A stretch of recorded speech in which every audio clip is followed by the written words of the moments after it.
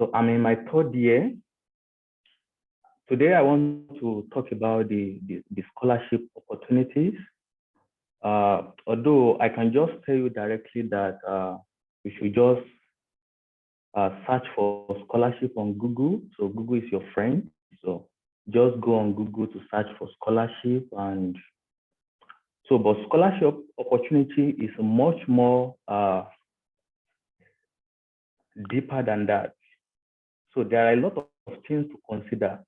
So before start searching for scholarship opportunity, which I will talk about today. So the first thing I will talk about is there are a lot of questions that you need to ask yourself before you start searching for scholarship. So, and after that, there are some important things that you need to know. So for you to choose a country, so there are some factors to consider. So then after that, I will talk about how to search for various scholarship opportunities around the world. So some of the questions you need to ask yourself are this. So the first question you need to ask yourself is, do I really need a scholarship in or outside Nigeria? So that's the first question, because majority of us, we just want to apply for scholarship because we want to escape the difficulties and the financial problem that is happening in Nigeria right now. So, but we need to ask yourself, do I really need this scholarship? So that's the first question. And the second question is that, am I ready to face the challenges ahead? So there are a lot of challenges ahead after securing a scholarship. So I must be honest with you, because it is very easy to reach the top, but to maintain, to stay at the top, is not easy. So there are a lot of sacrifice you have to make to remain at the top. So that's the second question. And the third question is, am I ready to unlearn and relearn some skills? So there are a lot of things that we know in Nigeria that in this part of the world, they are not relevant.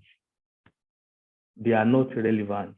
So the ability to unlearn and relearn is also very crucial in searching for scholarship. So, and the last question is, can my health challenges? There are some of us that really have a lot of health challenges because here is very cold. I remember when I was in Finland, La Peranta. So during winter, the temperature can be as low as -30 degrees. There are some people that cannot cope with that. So there are some people that cannot cope with that. So these are some important questions to ask yourself.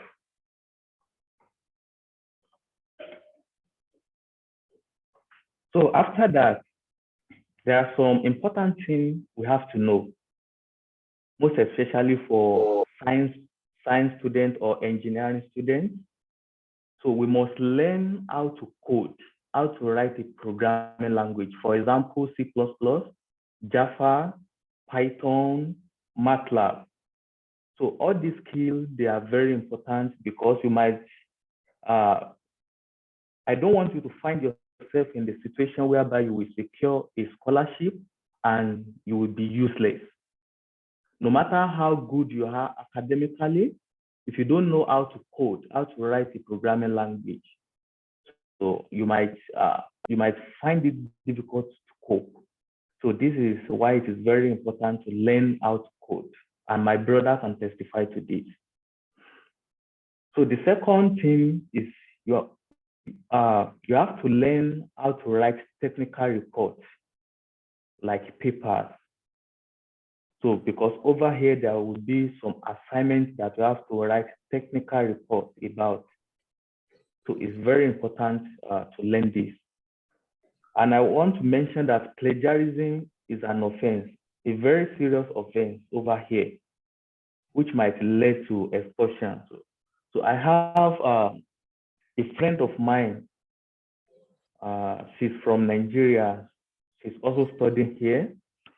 And I was talking to her last week. She told me that, oh, if not because of God, their department, they want to rusticated her from the university because of what? Because of plagiarism. So in Nigeria, so we can just copy something online, so and paste it and submit it. Nobody will check that. But here, so it's a very serious offense. So, and in the process of searching for scholarship, it is also important to have at least one publication. So, and I know that as an undergraduate student, this might be a little bit challenging, but I will advise you to work with experienced researchers or your lecturers to achieve this, because this is one of the added advantage when applying for scholarship.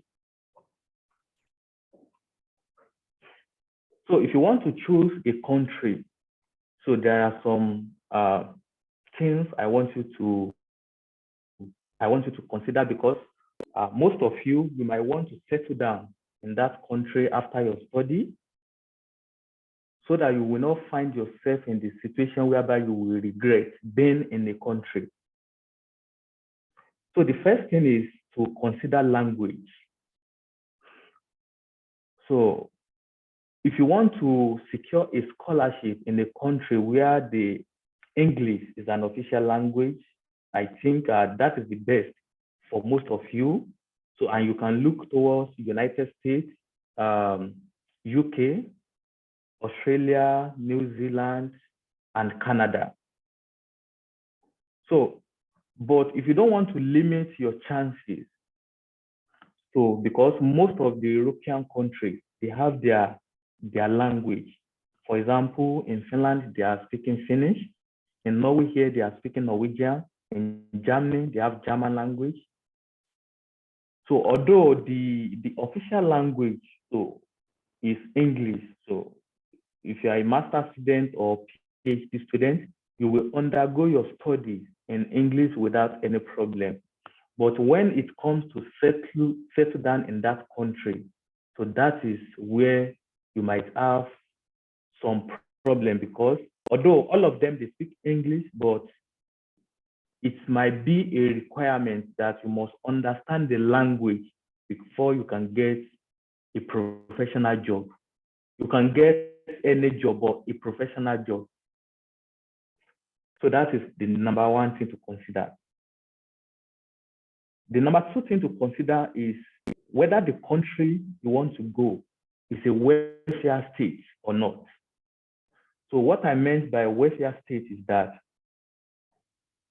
there are some countries that if you are sick, so they will place you on sick leave, a paid sick leave. And the reason why I mentioned this is that if you want to go for a PhD study or you want to work in a country, for example, in Europe generally, so a PhD is always funded, not like US that you have to be like teaching as assistants or graduate assistants, so to earn your salary.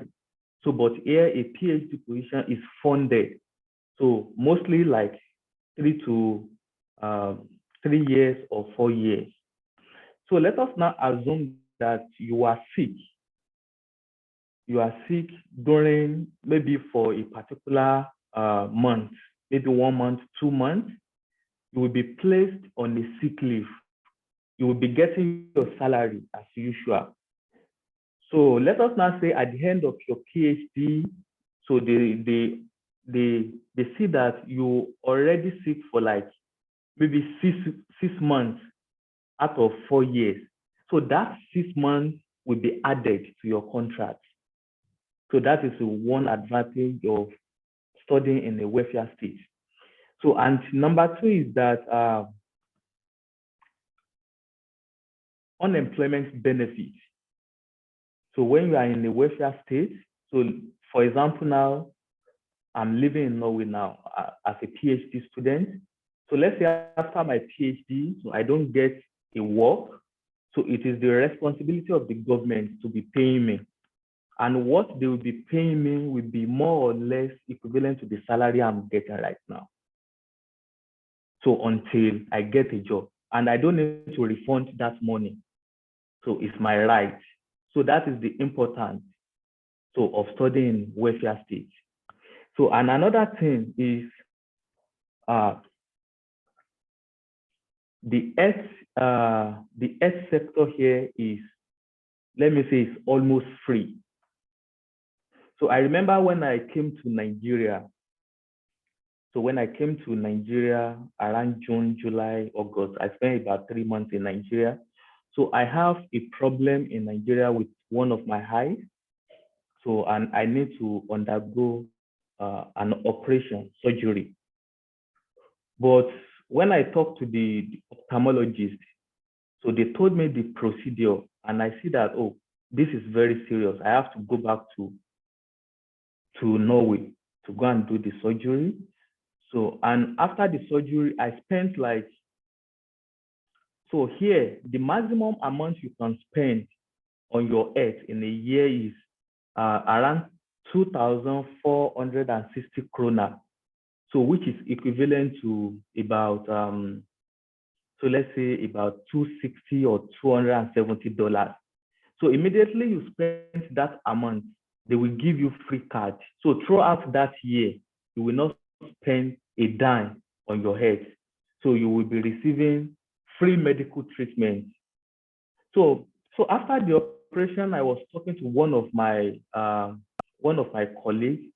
She also came from Nigeria, and she told me that, oh, this particular problem, one of our family member have that problem, and they spent about 11 or 12 million naira in Nigeria. And here I spent just $260 and after that I received a free card.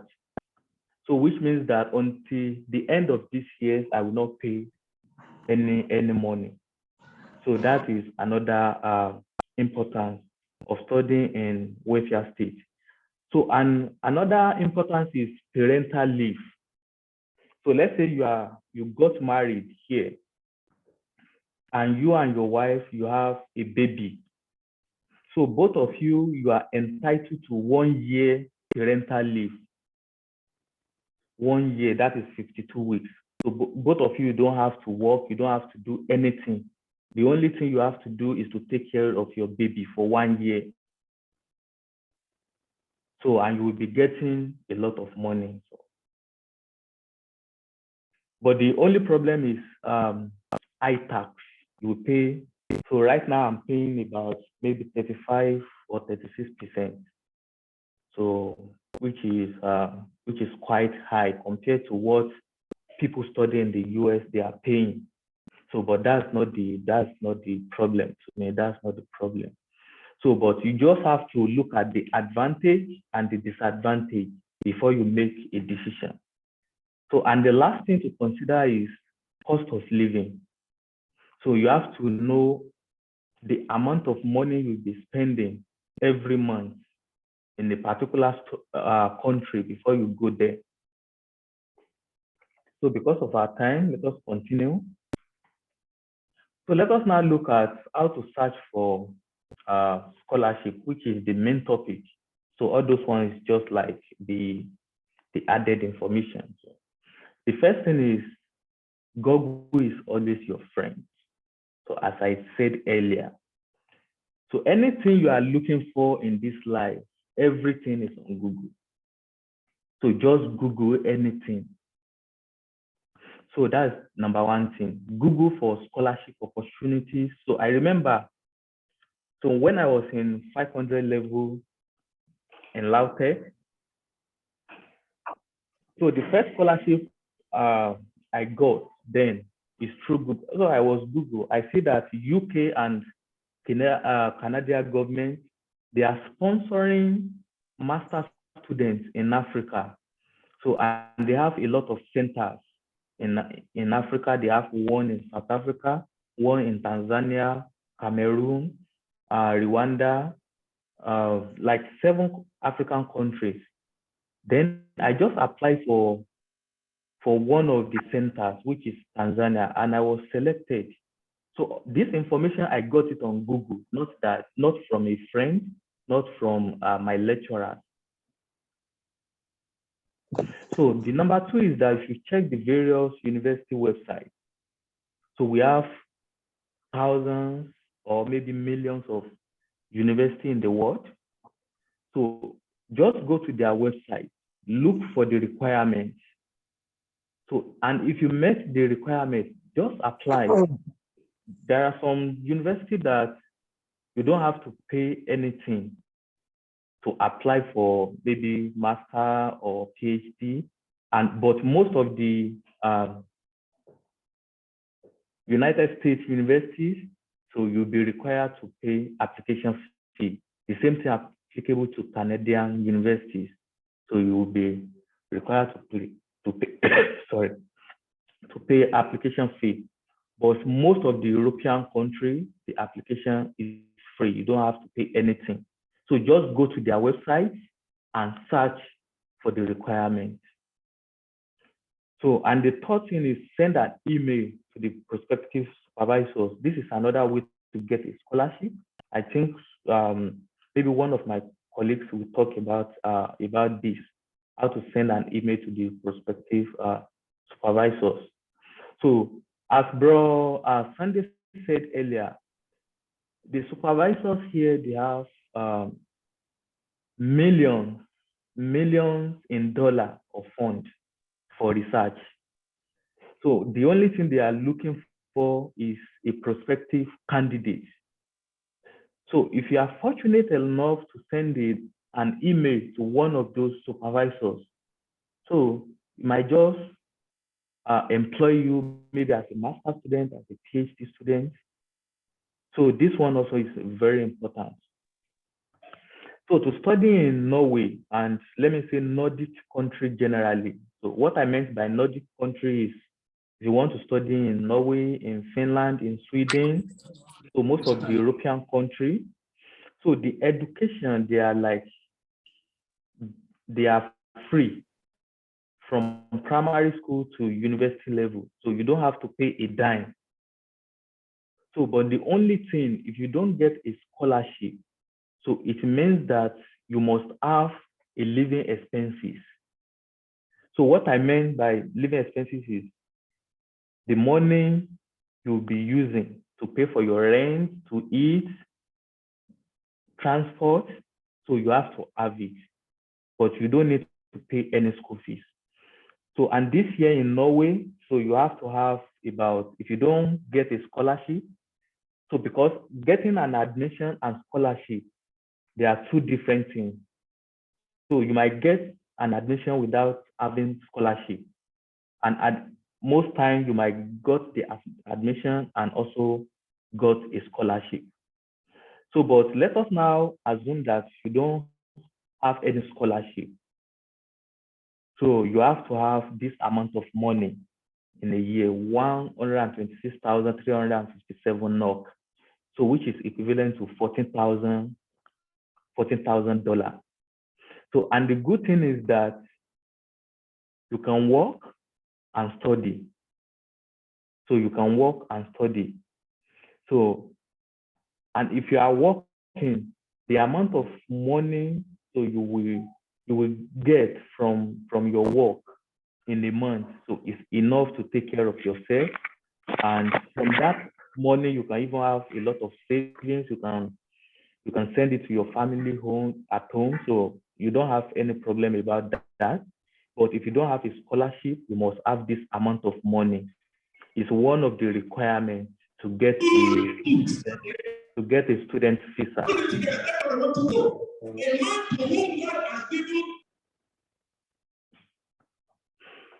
So it's one of the requirements to get a student visa over here. But for American universities, so if you manage to get a teaching assistant or research assistant, so I think also that you don't need to pay any school fees and you'll be getting monthly stipends.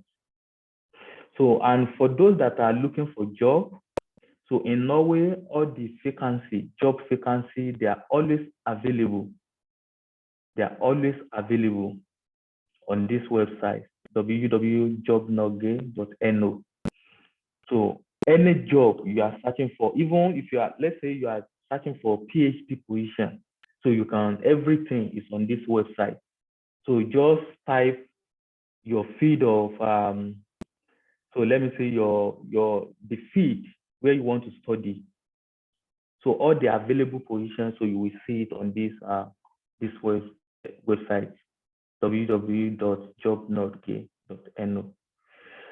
So this is everything I have to say. So, and if you have any questions, so you can ask me. Thank you so much. Let's give our speaker a round of applause.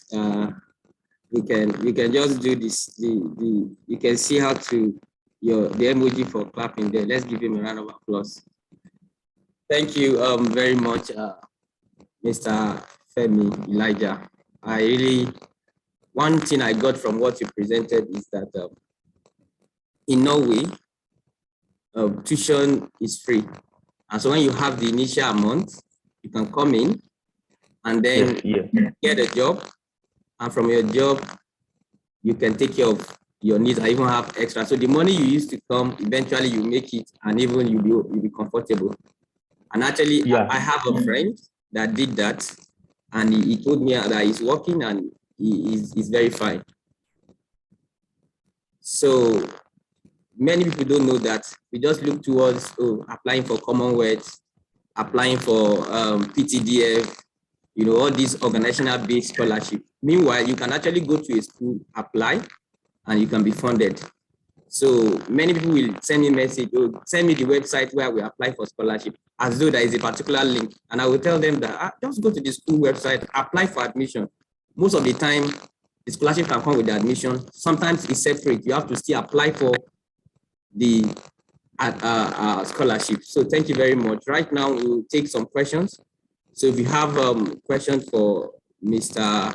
Femi, so you can just signify and I will call you to unmute you to ask your question. So he just spoke about how to search for scholarships and how to assess them. All right. Samuel Akiloyi, you can ask your question.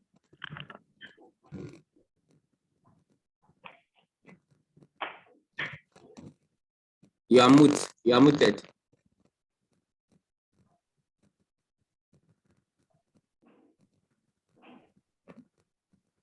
Hello. You are yes. Yeah. Thank you. If our facilitator, we really appreciate this information. I want to ask if we are planning to applying to Norway. Is it necessary we get IELTS exam, maybe based on general training or students training? IELTS. Yeah, I think in Norway, so their focus is not about. The first thing is that if you study at a university and the spoken English is English language, so in most Norwegian universities, so you don't need to do that. But most universities also require that. For example, University of Oslo, which is the best university in Norway, and University of Bergen, the second best university in Norway. So they don't require that. So the only thing they look at is your results, so and your intellectual ability. So that is what they normally consider for admission. But other universities like University of Tromsø, Norwegian University of Technical Science, so they normally require for IELTS. So my advice is, if you have a chance to do IELTS, I think it's good, because some university might require for it. Okay. Thank you, sir. You're welcome. Any other person having a question? I do say that if you want to employ two persons, you are the one that has the company, and you have two people applying for a job, and they all have the same results. Okay, somebody's having a question. Okay, can you go ahead and ask your question? Yeah, okay. To study masters, especially religion in Norway, like what is the possibility, sir? How can one go about it? To study Yeah. religion in Yeah, any so like for people that study like religion courses like Christian religion, Islamic something. Is that your question, right? yes, sir, yes, sir. Yeah. Okay. So I think the best thing to do, so as I said earlier, is to check I can't know everything. So just check the university in Norway. So and check if they are doing, they are offering your course. So if they are offering your course, check the requirements. Then if you meet the requirements, just apply.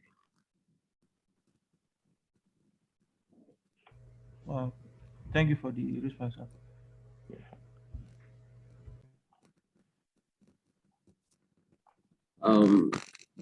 Mr. Adelodun Oluwaseun, you can ask your question.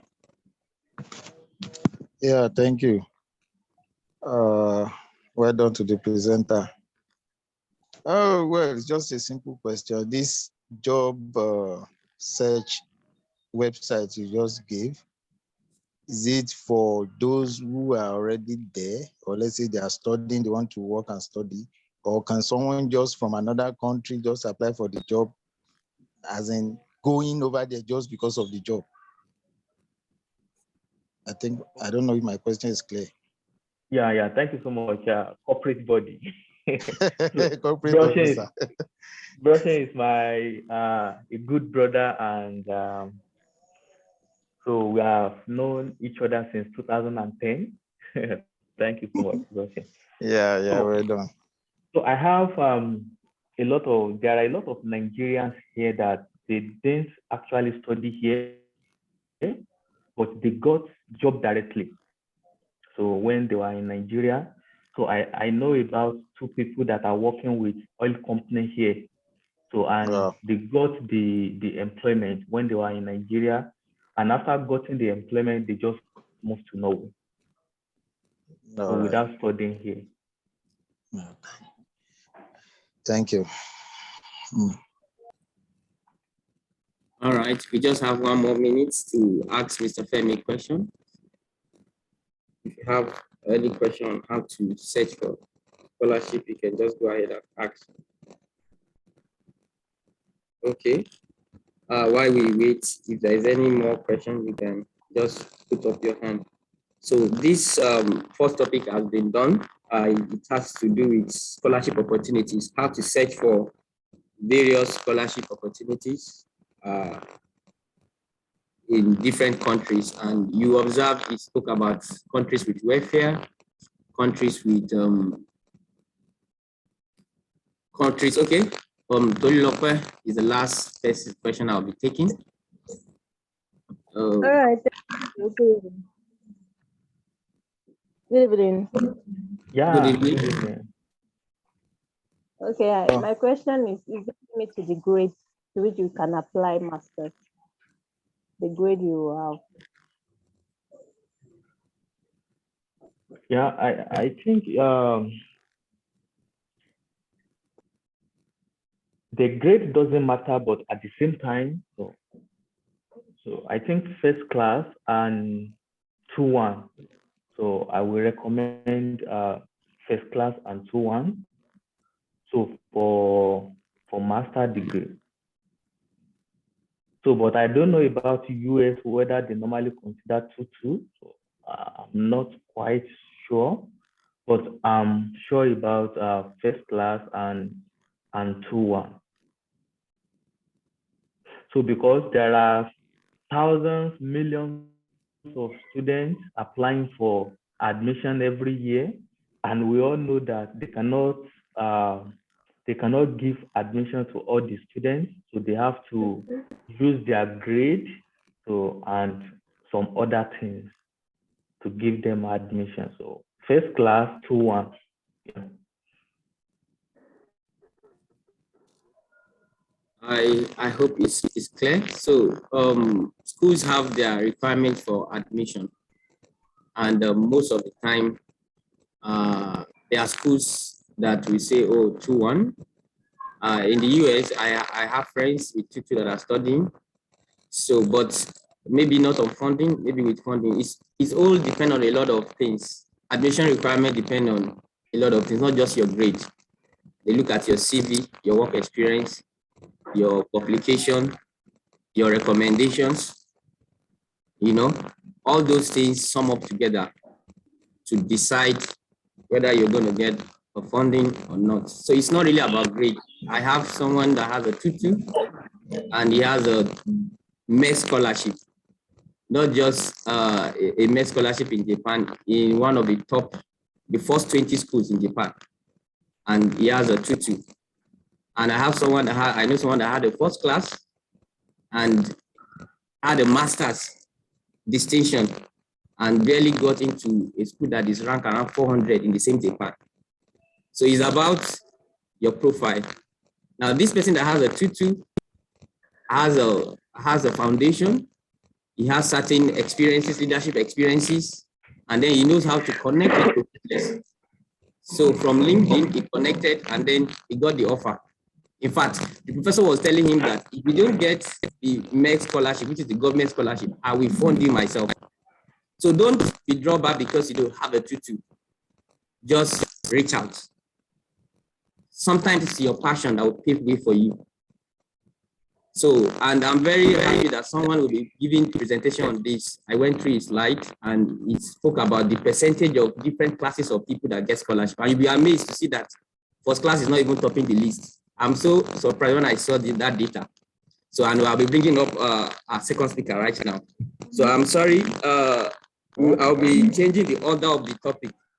Right now, we should have our second speaker, which is scholarship requirement, how to get the website document for applications ready. So, but it will be taken by our brother Emmanuel Oluwashim. But I want to give our fourth speaker the chance to talk because he is connecting from Japan and he's right in the middle of the night and he needs to rest. And I'm so glad I joined, even though he asked me to allow him to come at any time, but I want to give him that chance to present for so that he can go and rest. I want to appeal to our other speakers, Pharmacist Emmanuel and Pharmacist Elizabeth. Please just let's accommodate him so that he can present in 30 minutes and then he can have his rest for the night. So right now I will bring up Oyeniran Emmanuel to talk about scholarship pitfalls to avoid when submitting scholarship. So, Mr. Emmanuel, you can share your screen. Mr. Noah, sorry, you can share your screen. Okay, thank you so much. Oh, yeah, today.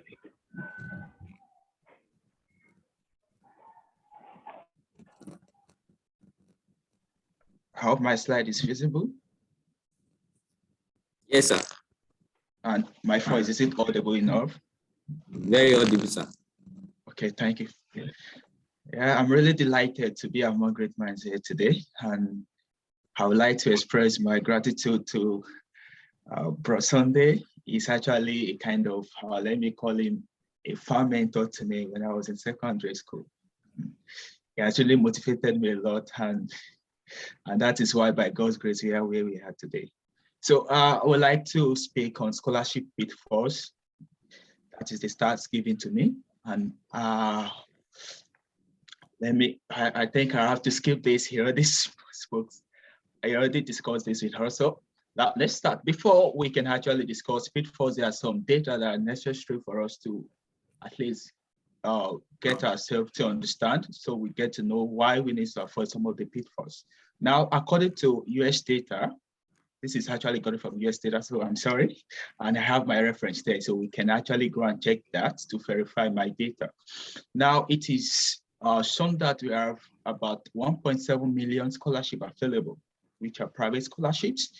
And the government scholarship is about 60%. That means government scholarship is actually for 60% of students. And for private scholarship, we have the 30% probability of being awarded a scholarship in general. It's just 7% of students. You can see how low it is. And for full scholarship recipient, that one is even the lowest. That's 1.5% of students. And for white students, we have 14.2, minority students, which has to do with Hispanic, Asian, and Africans. So that is like 11.2%, even lower than the other white students. Then distinction of first class is even 4% of those 7% of students. So you can see that everybody actually have chances of getting a scholarship, either full or partial. So in order to, let's just check another data. This is a kind of pie chart, which shows the percentage of people in terms of region or ethnic race that actually can get federal grant money. Okay, so we can, I don't want to speak more about that because I don't really have much time. Okay, so I can skip that.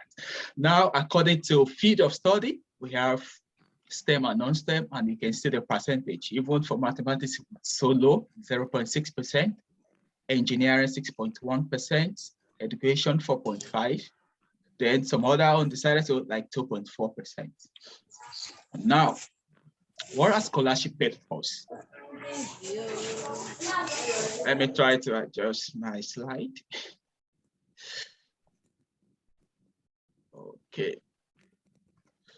What are scholarship pitfalls? I wrote here, they are just a kind of barrier, okay, to your successful application, okay? Either one or two, many applications, because some people are lucky enough just to apply once and get scholarship. So now, here, have it here that negligence and ignorance are actually the pitfalls that leads to your failure. So in order to be able to prevent this, there are some questions that you're able to answer. Until you're able to answer those questions, then you're able to have a successful application. So what are the questions? What to do, what not to do, when to start, how to go about it, and what to get.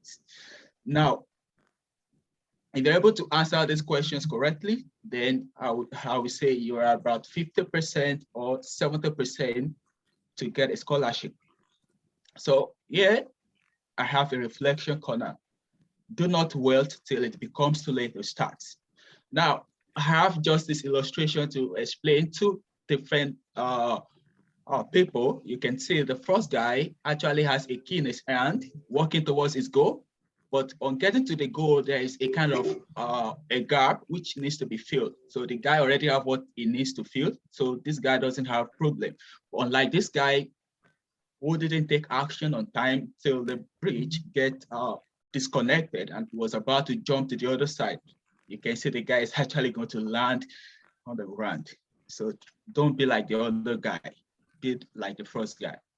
Now, for my slide, I will actually, I intentionally differentiate the pitfalls into two categories. One that has to do fully with yourself, then the other that has to do with you and the scholarship. Then also, it's indirectly being divided into early stage of application, during application, and after you've already gotten your scholarship. So now for the first pitfall, and in my slide, I intentionally make it very clear enough that even if I'm not here to speak, if you go through the slide, you're able to understand. P is pitfall, and S is the solution to the pitfall. Now for the number one, I said self-undiscovery is the number one pitfall. So that means for you to go for a scholarship, you need to understand yourself, discover yourself, know your strength, know your weakness, know what you're good at, know what you need, and what you actually want to be in future, or where you want to stay, and every other thing you want to achieve. So that is very, very important. Okay. Now, pitfall number two is failure to prepare. Yeah, there are a lot of students, they actually want scholarship, but they are yet to start preparing for scholarship. Why? Because they are still thinking that they will start applying maybe after they've graduated and there's a need for them to travel, or some people because they just want to leave the country. That's when they start feeling like, oh, I need to go for a scholarship. That is not how to go about it. There is a need for personal development. Your extracurricular activities tell a lot of things about you and will determine how far you can get a good enough or enough scholarship, because you have full scholarship, partial scholarship, and different kind of scholarship like that. So what do you have to do? You have to start right now. Get all the necessary documents, even though you are still in your final year or you're still penultimate year or anywhere you are, just start getting the necessary document ready. Now, if you've graduated, about to go for NYC, I will advise you to start applying for your transcript and try to get some other important things. Like the other presenter said, like they don't actually require your TOEFL or IELTS or something like that, but they may require your MHI, which is medium of instruction. So you have to get all those things at hand so that when you need to start applying, just start using those documents. Now, number three pitfall is social media composure stance. Yeah, this is very important. A lot of us, we just use our social media anyhow. We add different kind of content on our media. I think your social media should speak a lot about you. Some scholarship award, they tend to try to understand the kind of person they are trying to award a scholarship to, and they may go to extent of checking your social media, trying to know who you are. Maybe what you said, actually what you portray in your essay or what you say to them during interviews is actually true. They tend to go through your social media and see whatever you have. And another thing is you can use your social media to network with other scholars. There you're able to get to know, oh, this scholarship is now around, I can apply for MEX, I can apply for Jeffney or any kind of scholarship like that. So you have to network with scholars. And that is one of the importance of social media, networking. It's easy to network with any scholar here on social media. Then another thing is email address. Some people, they have a funny kind of email address. You're using that to send application to professor or anything. It will always enter into junk mail or something like that. Even the scholarships, if the professors see it, actually, it may not actually go through because some names are so funny enough that speaks bad about you. So try to avoid that. Use your surname or your name in general as email address. Then pitfall number 4 is unresolved mind. Now, getting scholarship, it's not that easy, okay? If you don't resolve your mind in getting a scholarship and winning a scholarship, then we advise you not to go for this race. Just go for something else, okay? You have to be focused and be self-motivated. A lot of people receive love letter. Your first 4 love letter, you may feel like, oh, love letter means rejection letter, okay? So a lot of scholars call it love letter, okay? So keep applying, don't lose focus. Then pitfall number 5, based on personality, is falsify statements and documents. Yes, a lot of people tend to falsify documents and they try to give themselves an award which they didn't get. So you have to be careful of that. There's a way by which they tend to, where they get to understand that you've actually falsified your statement or document. So be careful about that. Be moderate. You don't need to, I'm not saying you should not package yourself. Do it well, but don't falsify any statement. Yeah, your CV and interview actually reveal your true identity. Also, although some scholarship don't ask for interview, they just go through your document, but you have to be careful. Now, based on scholarship and you, so that starts from pitfall number 6. So yeah, the first one is failure to research all scholarship options. There are a lot of scholarship options. Based on the first slide, which I show you with some data, we have about 1.7 million, both full and partial. But I won't advise anybody leaving the country to go for partial because there are a lot of things. Outside is very expensive, let me say that, okay? So you have to be careful, go for full scholarship. And there are a lot of full scholarship out there that you can actually go for. So don't limit yourself to just a scholarship and don't ignore small scholarships. Now, pitfall number 7 is skimming the instructions. Some people, because of, oh, let me just apply for this thing, they don't really go through the instruction to understand the aim of the scholarship, what the scholarship intends to achieve, and what the scholarship, what they want you to actually portray or something. So please be careful to read the scholarship instruction and pay attention to all the others. Now, pitfall number 8 is applying to scholarship you don't meet its qualification. So people tend to spend a lot of time trying to apply for scholarship they don't meet the requirement because they find they see it as if, oh, this scholarship tends to pay well, so let me just do whatever it is. I'm telling you, it's automatic what should I call it? You're not going to get it. Let me just use that word, okay? So although some people will advise, oh, even if you don't meet the qualification, apply. Okay, if you apply, but don't put more effort into it. Put more effort into scholarship that you have all the required documents. Then pitfall number 9 is pessimistic and procrastination. Some people are like, oh, because of my grade, I can't actually apply for this scholarship. No, don't think like that, okay? Grade is not a barrier. As according to what the host has said, he said he witnessed someone that even have 2-2. I've seen some people like that too. It's not just for first class students, although we are not asking you to not to work hard. Please work hard and make sure you get first class, okay? Because that will give you more grant, okay? Because there's some scholarship like they will tell you you have to have first class. So that is very essential, but do not limit yourself to that, okay? And there's no early start, but there's a late start.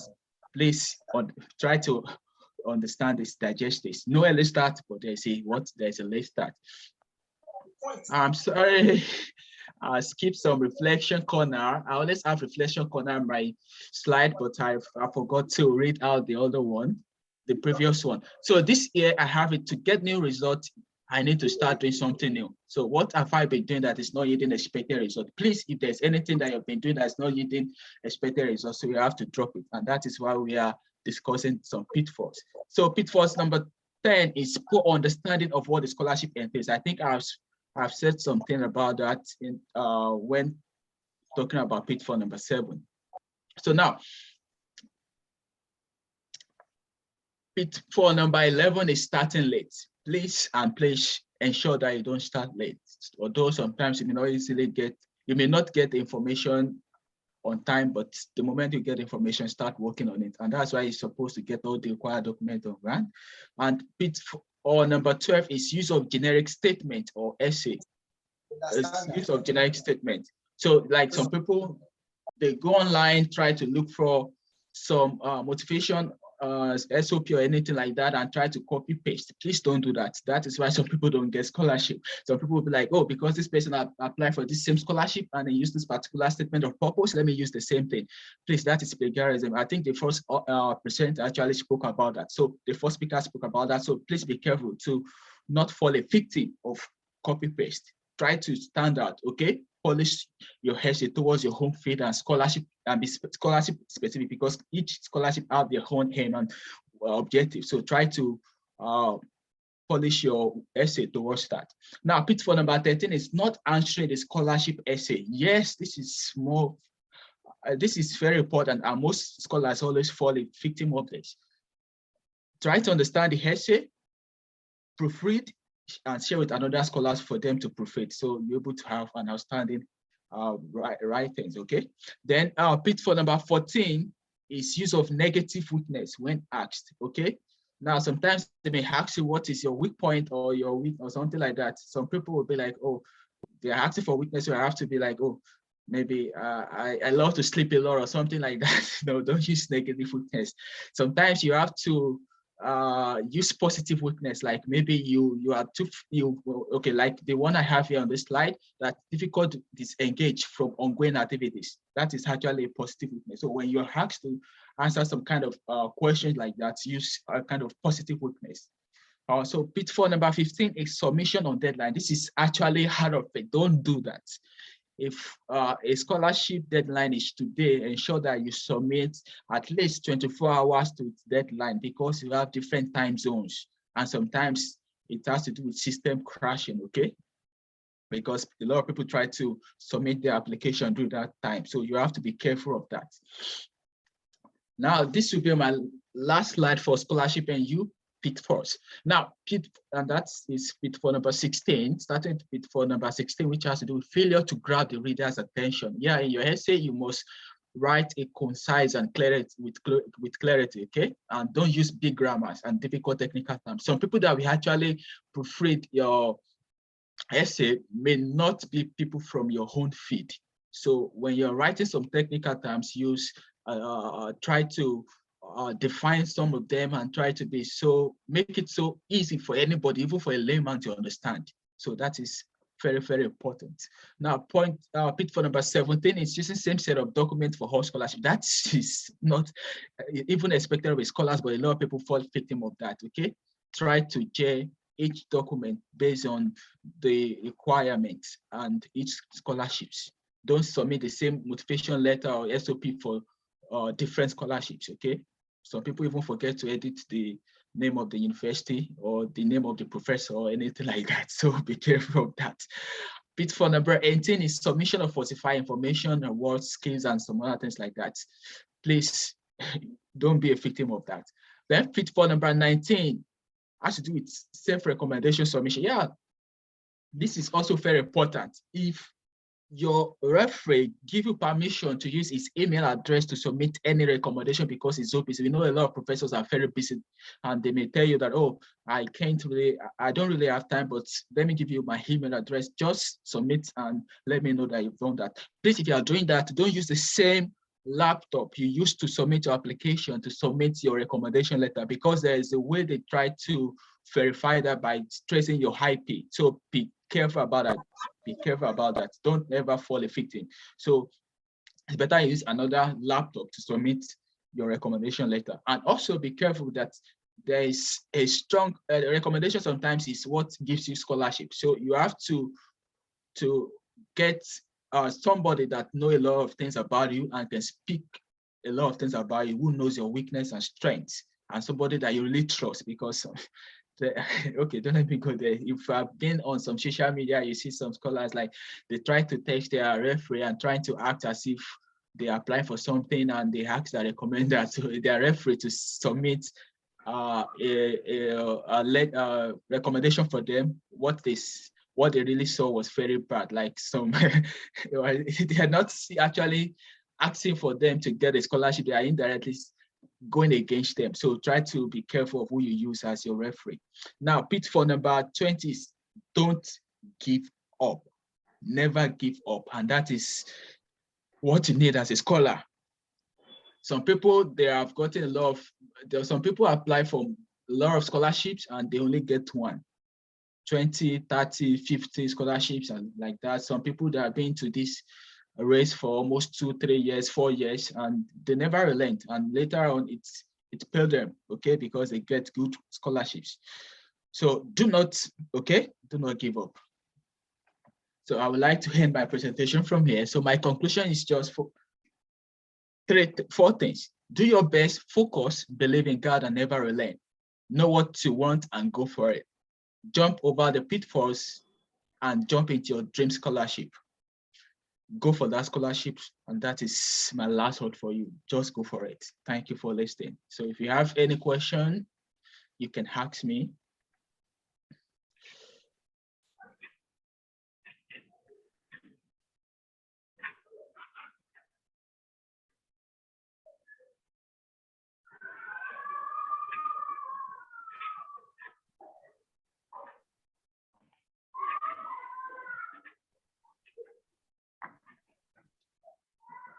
Sunday, you are muted, so maybe you can unmute your mic.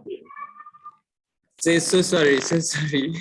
Thank you very much. Let's give our speaker a round of applause. He has done justice to the topic, scholarship pitfalls, how to avoid pitfalls when submitting your scholarship application. And so we want to go into a question session. If you have any question for him in the next 5 to 7 minutes, you can just go ahead and raise up your hand, and I will ask you to speak. Thank you. Okay. Onikeke, you can go ahead and ask your question. All right. Very wonderful presentation, sir. I would like to ask, you spoke about not using a recommender's email to write the recommendation oneself. Like, so I want to know, like, is it advisable? There's a point, if you get to a point in your application, there's a place where you can request to waive seeing the recommender's letter now. So I want to ask, is it advisable to waive it, or is it advisable to not waive the recommendation that was submitted by the recommender? Thank you. Sorry, I couldn't get it clearly. Like, it's The network is not good. So can you recap what you just said? All right. I said that, is it advisable to waive seeing the request submitted by a recommender? There's always a section where you can actually say yes to see the recommendation submitted by any recommender you submit. Yes. So is it advisable, now that you're mentioning that sometimes some recommenders might write something bad about you? So is it good to waive it? Like, because most time people advise you waive. So I don't know if it's okay if you can see the recommendation, like to just see if the person has given something good about you to the school. I think thank you for the question. Okay, I think it's a good question, and it depends on you if you want to see what they actually write about you. So it's okay not to waive it, but if you don't want to see it, so you can waive it. There is no crime in either way. I think I'm able to answer your question.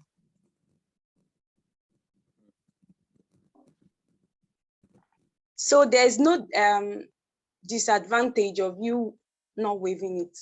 Yes, there is no. Yeah, I think that there is no disadvantage because you, if your referee already submitted the letter, so there's nothing you can do about it, whether you see the content or not. Yeah, that's very important point that Mr. Noah raised about recommendations. You know, most of our lecturers and recommenders in Nigeria, they don't like to write much about students. You know, they don't like to write much. So, and a lecturer can just, she's brilliant, she's good. That will not sell. You need to demonstrate how you are brilliant by saying, oh, I taught her so course. She has an A or a B. Okay, she was not just writing short sentences. Oh, he's diligent, he's brilliant, oh, he's a team player. No, he must be able to demonstrate those things. So a good recommendation is very, very, very, very important. Also, the kind of person that is giving you the recommendation, is he in your field? Is he a professor? Is he a doctor? Those things, you know, matters a lot. And that's a very, very good point that was raised in the presentation. So do we have any question before we close this session? So I will be bringing up the next speaker. Thank you very much, Oyeni and Noah. I really appreciate your time. I really thank you for coming because it's really at the odd time for you. Just this will be around 3 a.m. in Japan. And thank you for your comments. You know, I didn't really know you, really. Like, I didn't know you. I'm just surprised to hear that, you know, you're looking at me from afar and I've actually inspired you. It blesses my heart to know that someone was inspired by, you know, my life. Thank you very much for that. Thank you. Yeah, you're welcome. So right now we'll be going to the third speaker, scholarship networking, how to email and connect with professors, build good relationship with past supervisors, scholars and mentors. This is very, very important. Networking. This is what we give you the right recommendation we just spoke about. This is what we give you the scholarship, irrespective of your grade, if you can actually network. So I'll be calling on Pharmacist Elizabeth, who will be speaking to us about how to network in scholarship application. Right now, you can share your screen, Pharmacist Elizabeth. Thank you.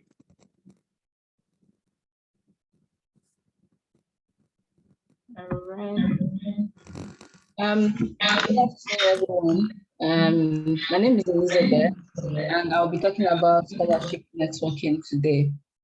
For the last question that was asked about recommendation letter, I know that for United States, it's better you waive your right to see your letter of recommendation.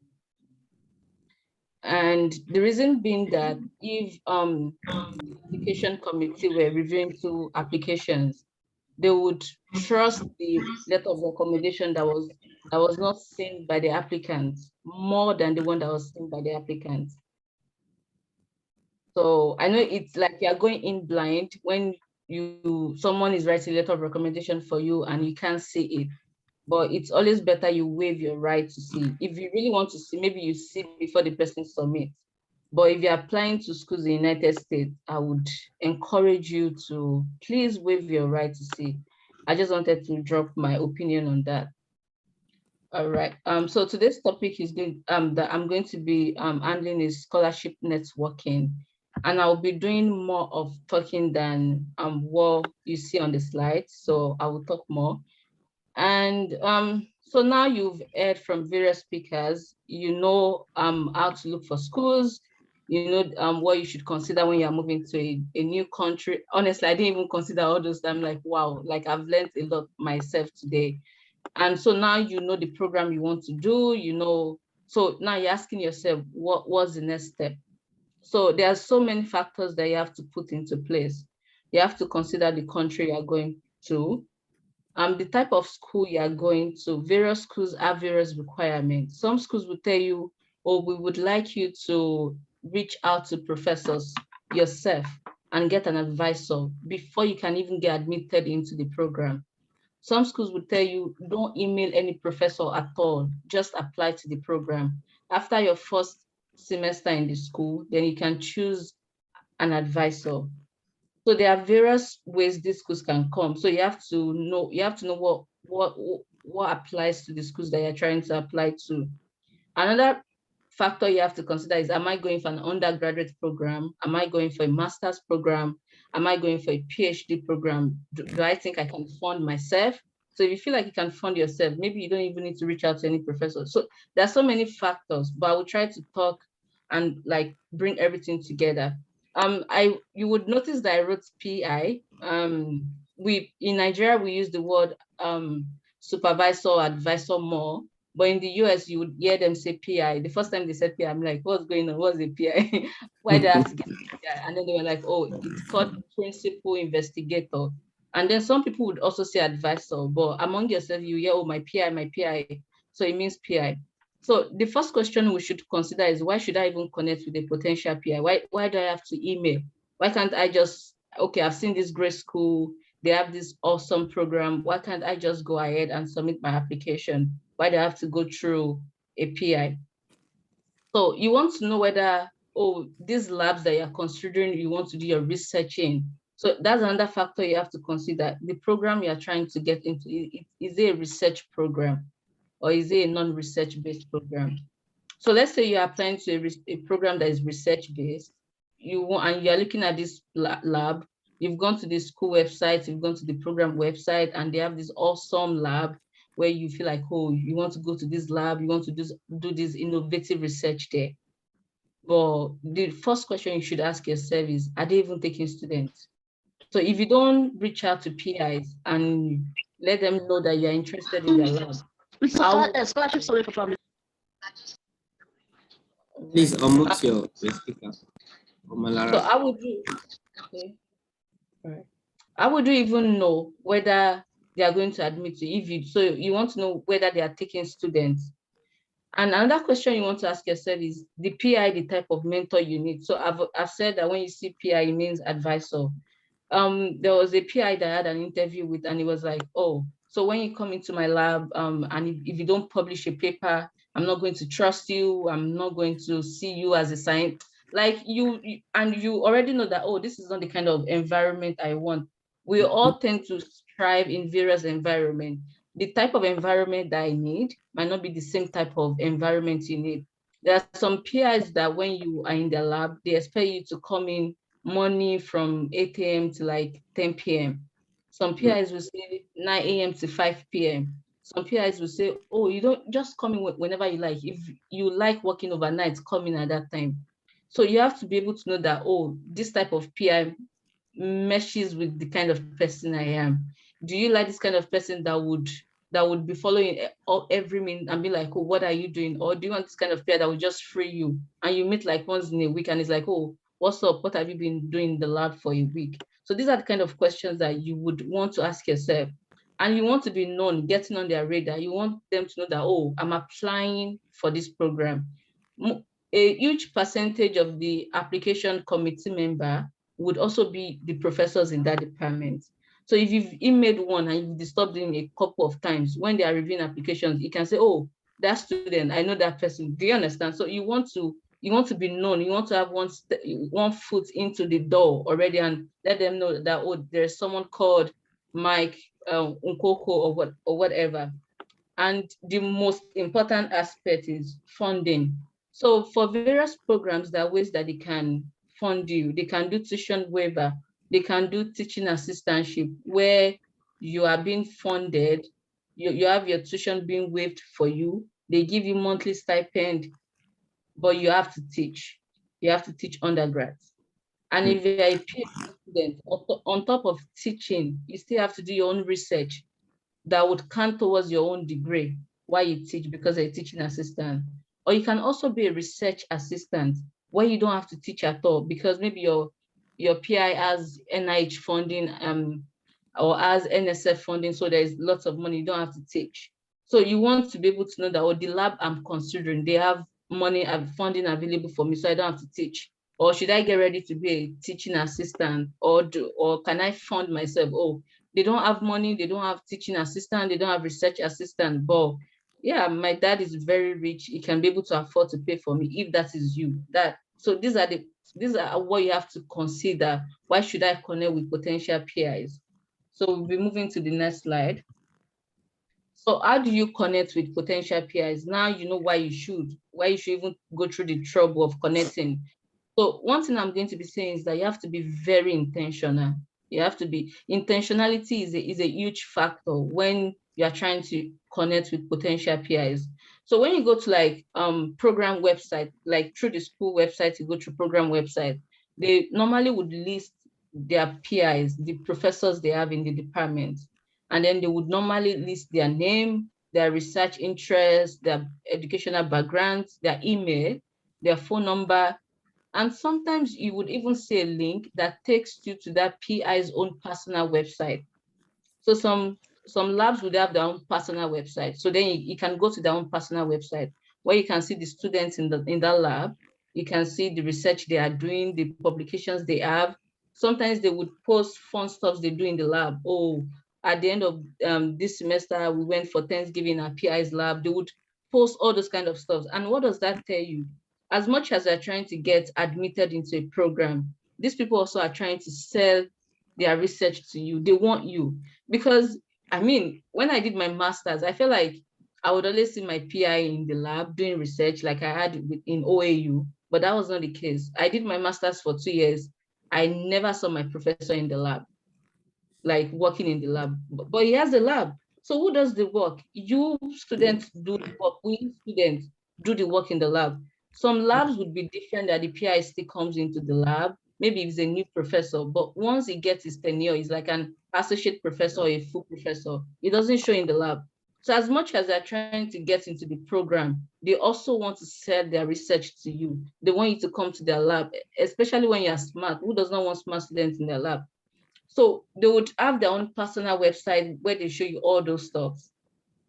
So now you have their email. You want to send an email, you want to introduce yourself. Your email has to be concise, like go straight to the point.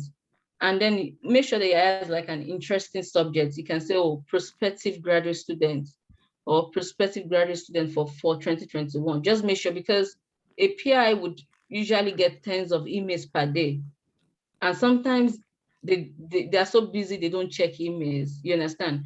And then maybe if they see your subject, the subject of the email, and they actually need people in the lab, that would spur them to like open the email up and see what is going on. So you want to make sure that the subject is catchy, and avoid being generic. Don't just go online and go do copy and paste and paste it for PIs. Please don't do that. So you could say, oh, dear so Dr. Call them by their last name, which is their surname. Dear Dr. Let's say Dr. Tiwari or something, and then be like, oh, introduce yourself, your name, what you are doing currently, but make sure it is concise. It is not your CV. You're just trying to like tell them a little bit about yourself to get them interested. oh, you did your master's research in so, or you did your undergrad research in so, or you work as so, and you went through his profile, you saw that his career, his research interest aligns with your research interest, and you were just that you've gone through his publications, you've read 2 of his publications, and you were just wondering if he or she would be taking students for the next application cycle, and then hoping to hear from you, and then yours faithfully, yours sincerely, best regards, and your name. So you've sent that email, you've composed that email, you've spoken a little bit about his or her research, you've read his publication, and then you send that email.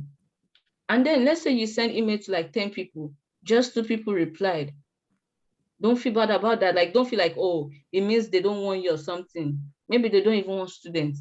Maybe they didn't see your email, or maybe they just didn't reply. But you can't afford to give up. I have a mentee that was applying for this current cycle, and she sent email to like 10 professors, and she came back and she was like, oh, no one replied after like a month. And I'm like, how come no one replied? Do you understand? But then it's also fine if no one replied. And then I was like, go to your spam. So she went to her spam, and she saw that one of their emails was in the spam for a very long time. For the people that replied for 3 weeks, and she didn't even know. Or maybe they replied the email you sent and it just went straight to the red email boxes. So these are key factors you have to put into place. So I would encourage you, check your spam random. Like, I'm not saying you sit down with your laptop and be like, oh, have they replied? Have they replied? No, you can't do that. But at the same time, make sure you constantly check. Oh, check your spam. I even up to now, I still constantly check my spam. Is there any email going to my spam that I need to have? Do you understand? So make sure you constantly check your spam. You go back to the email that you sent and see whether there's like a reply underneath that your email just automatically said read. Do you understand? So then go with the flow. Oh, thank God, one person replied and is like, oh, yeah, I'm actually looking into taking 1 or 2 students. That's how they reply. Like, I'm actually looking into taking 1 or 2 students. You're like, okay, maybe like 20 people are applying to his lab. How do you stand out? So make sure you say, oh, that's great. Can I, what kind of project are you looking, just to go with the flow of the email? Or what kind of project are you looking to put the new student on so that I can read more before I come to before I join the program? I mean, most times you might not even read it, or you might read a bit, but just go with the flow. What type of project are you looking into? And then they're like, oh, this is the type of project. Oh, you could ask questions like, oh, are there recent publications in your lab that I could read, or are there expertise? Oh, I'm actually still doing my master's. Are there some instruments you would like I learn how to use before I come into the program? So it sets a tone that, oh, this person knows what they are doing. You're not just here you're not just here to like jackpot, like we usually say from Nigeria, like, oh, we just want to jackpot. You want to jackpot, and then you also want to have a degree. You want to jackpot, and you also want to excel at this particular research. So make sure you go with the flow, and then they give you 2 publications to read, and then maybe like after a month, and then when you submit your application, make sure you reach out to them again and be like, oh, I've submitted my application, and I just wanted you to know. So let them know that you know what you are doing. And when you send the first email where you introduce yourself, ensure you include your CV, and make sure your CV is well done. Include your CV, include your transcript. There was supposed to be 1 S there. If you have maybe 1 or 2 publications, I didn't have publications before I applied to my PhD, so it's fine if you don't have any publication, but ensure you include your CV, you include your transcript. They want to see the courses you've taken. I mean, the first time I sent an email and the person was like, oh, can you send me your transcript? I'm like, but yeah, so make sure you include your transcript and CV. So now you've sent emails. Some people would continue to talk with you through emails. You don't need to do more than that. And once you submit your application, you tell them, and that's fine. Some PIs want to meet with you through Zoom, through Skype, through whatever. They want to see you face to face. They want to see that the tone you gave them in your email actually translates to your person. So they're like, oh, so I would like to meet with you through Zoom or whatever. Are you available? Of course they're available. What time is he or she available? And then they're like, oh, they give you this time. So what do you have to do? Now that you have to, I mean, this is not even the interview for the program. Sometimes you do interviews with a professor like 3 times before they recommend you to be considered for admission to the program. So now you have to do this mini interview with this PI. What do you have to do? Make sure you read their recent publications. You don't have to read 10, 2 or 3 is okay, of their latest recent publications, just to have an idea of what they are doing. There was a day I did an interview with a prospective PI.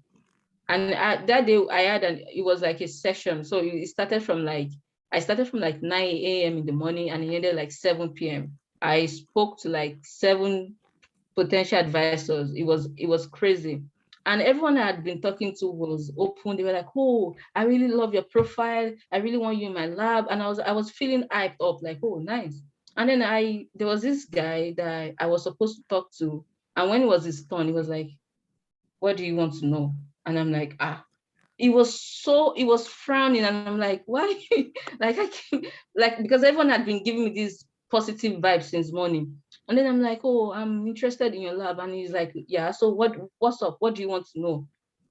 So I knew that he didn't show me any slides. He didn't do anything. So I was like, okay. So I read this, your publication about this, and I saw that you do this in your lab. So when he saw that I had done my assignment, I had done my work, he knew that I knew what I was saying. Then he opened up his slide. Apparently this guy had the PowerPoint ready, but he wasn't going to open it at all if I didn't know what I was saying. But just because I read his publications and knew what he was doing in his lab, I can talk about it. He started talking, and then we spent up to 1 hour talking about his research. And he's like, oh, so if you come into my lab, what do you want to do in all this? And that's another thing. When they are giving you this PowerPoint they're talking about, make sure you point stuff. Make sure you ask questions. You understand? Because they are interested. Now that I've shown you what I'm doing, what are you interested in all this?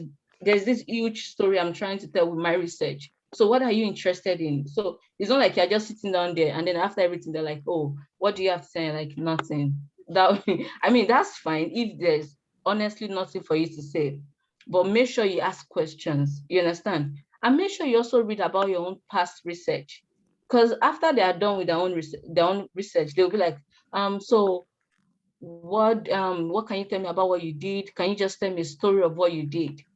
And then sometimes you feel like, oh, maybe they will ask me about my master's research. They could go to your undergrad research.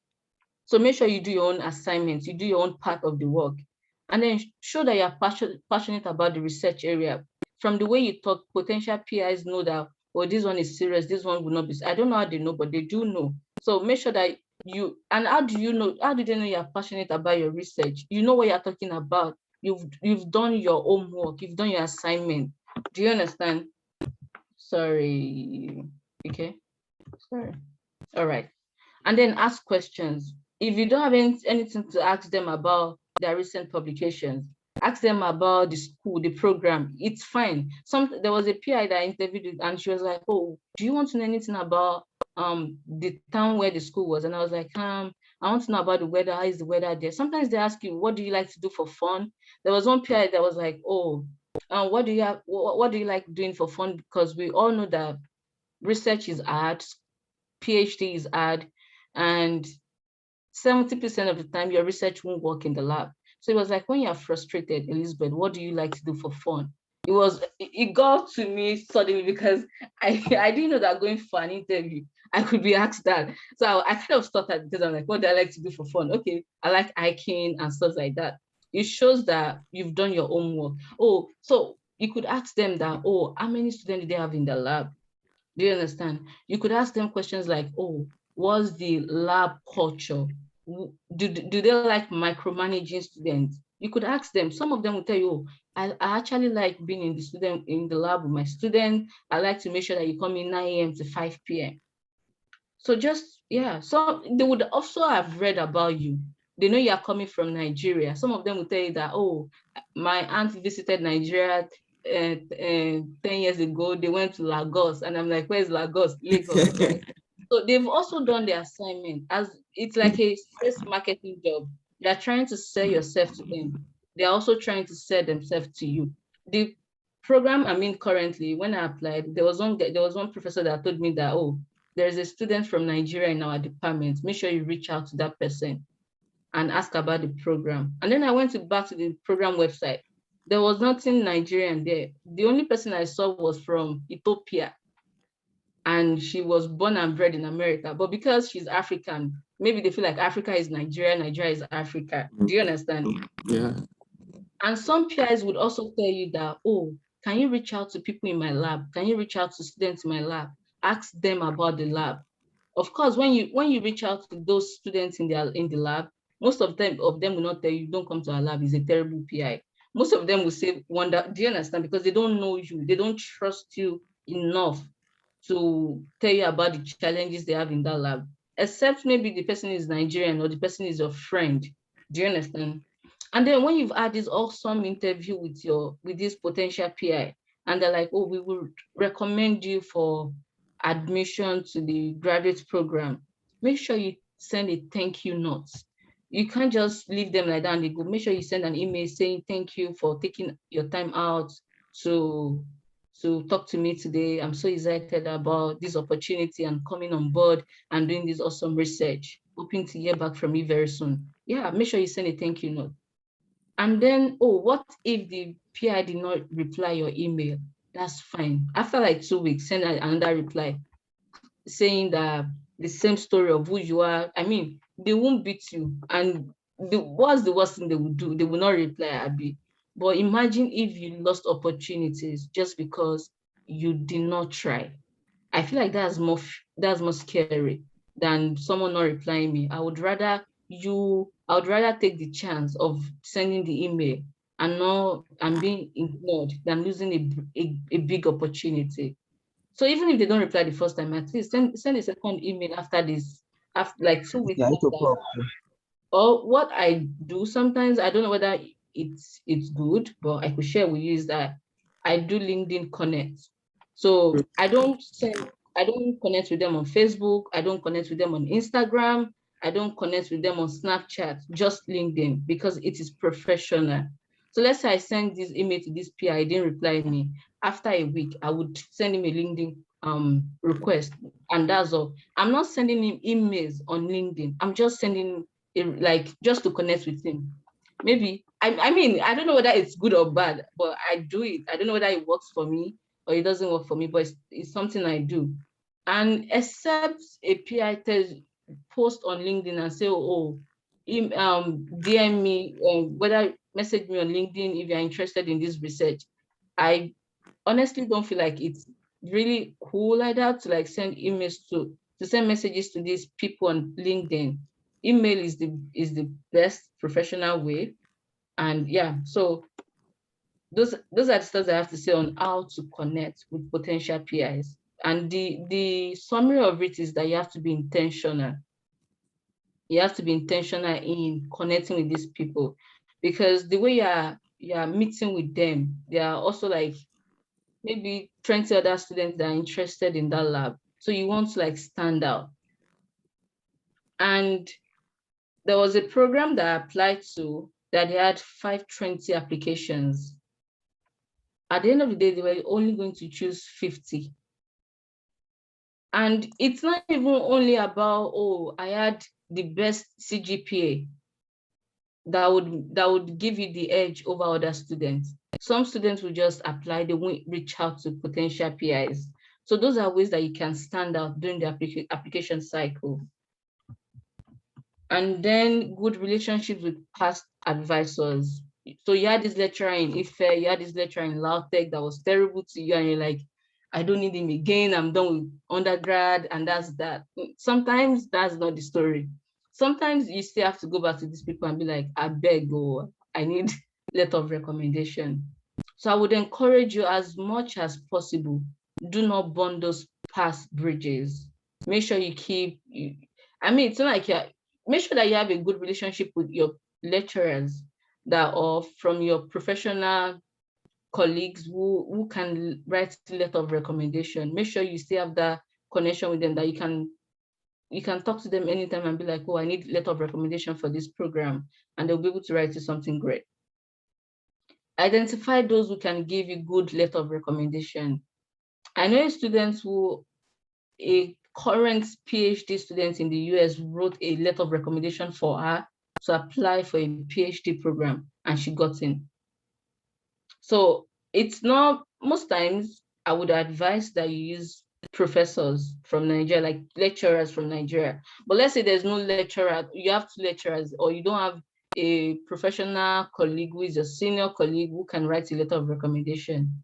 Make sure you identify good people that can give letter of recommendation, people you trust. Because a lady asked a question and said, oh, would you prefer I waive my right to see letter of recommendation, to see what they wrote, or should I not waive it? And I said, oh, it's better you waive your right, because now they trust what the PI, the advisor wrote about you, because they feel like, oh, they knew you were not going to see it. So they were not just trying to hype you for hyping's sake. But you still, you have to be able to know that, because if I'm going to waive my rights, I also must make sure that this person that is going to write for me is authentic. What if it's someone that had beef with you when you were in school and was like, oh, I'm going to get this guy back now, or get this guy? So you must make sure that these people are people who would give you good letter of recommendation. And now you've spoken to them, they're like, okay, all right, I can write you a good letter of recommendation. They've given you this letter, or you've initiated the process, you've imputed their details into the school website. They've gotten the link to write a letter of recommendation, and you're not getting it. And deadline is approaching. It is your duty to make sure you follow up. And it's not like you're bugging them, you're calling them like 24/7. At least once a week, send them a reminder. Through the application website, there's a way you can see where you can send a reminder to those people. Send them a reminder, or if it's once in a week, if you have their number, call them or send them an email like, oh, you just want to send a gentle reminder about your letter of recommendation. But it is your duty, because it's you that you want admission. So make sure that you follow up on these people. Make sure you check your application website constantly and see that, oh, the application portal rather. Make sure you check, oh, this person has written, this other person has not written. So you have a good idea, so that it won't just be like a day to your deadline and you're like, oh, what's going on? And then you're all messed up, you're so tensed and whatever. All right. So another area that I would be talking about is networking with scholars and mentors.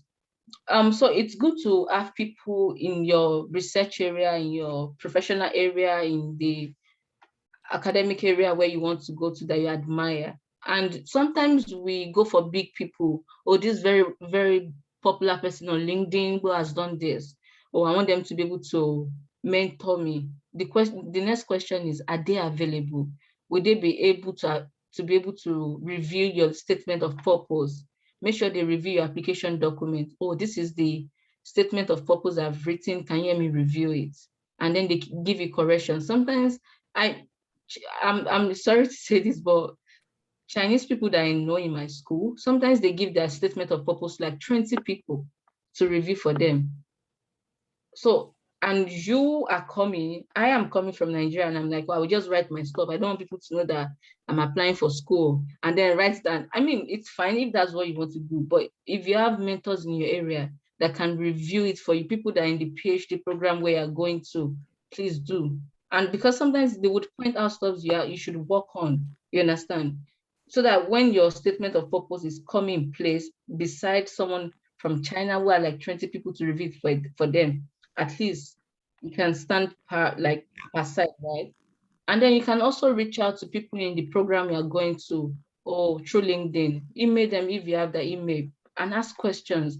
Oh, I'm interested in coming to your school, and I was just wondering what you have to say. Do you know this professor? Sometimes it's not even about getting admission. Sometimes it's about, oh, you are trying to get a place to live when you come, or can you recommend a good apartment? If someone is coming to my school today, I will tell them, oh, don't go to that apartment, or go to this apartment. Oh yeah, I can pick you up from the airport when you get there. So the numerous opportunities that you can get from scholars, it's more than getting admission. Actually, when you get to the school, you want like for you to first get acclimatized with the environment. These people can be able to help you and then take you grocery shopping because you don't have a car, you're just getting here. And when you don't have a car in America, it's really, really hard to move around. So you need these people. So make sure you network with scholars and mentors. And at this point, I would be open to questions. Thank you. Thank you very much, pharmacist. This is great. You really did justice to this, and we want to move to question session. Our time is fast spent, but I want us to actually take questions. You really have said a lot of very vital things. You see, you are competing, when you come to the US, you are competing with almost everybody from different countries in the world. You know, people from India want to come in, people from China want to come in. And it's like I like, you know, US scholarship because it's like an open field, not like you're applying to a particular organization, you're applying to a particular school, in fact, maybe to a particular professor. So it's a lot of opportunity other than applying for a Commonwealth that all the people in Africa, they will look at them and say, we are just going to pick 7. No, this one is about you, your school, and these professors in the school. So it's about how can you network, how can you connect? And so I want us to ask questions before I have some also questions I want to ask her, but let me give it to the audience. If you have any question, you can just raise up your hand and I will ask you to unmute.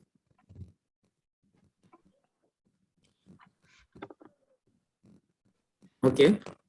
So let me ask you, how many emails have you sent out? I saw that you did a master's in the University of Toledo and you came to master's. I know that master's scholarship is very, very rare, and this is pharmacy, statistical sciences. So how did you do it? So for the, like we all know that most schools will not fund you for masters. You have to do a very thorough job to find out schools that would sponsor you for your masters.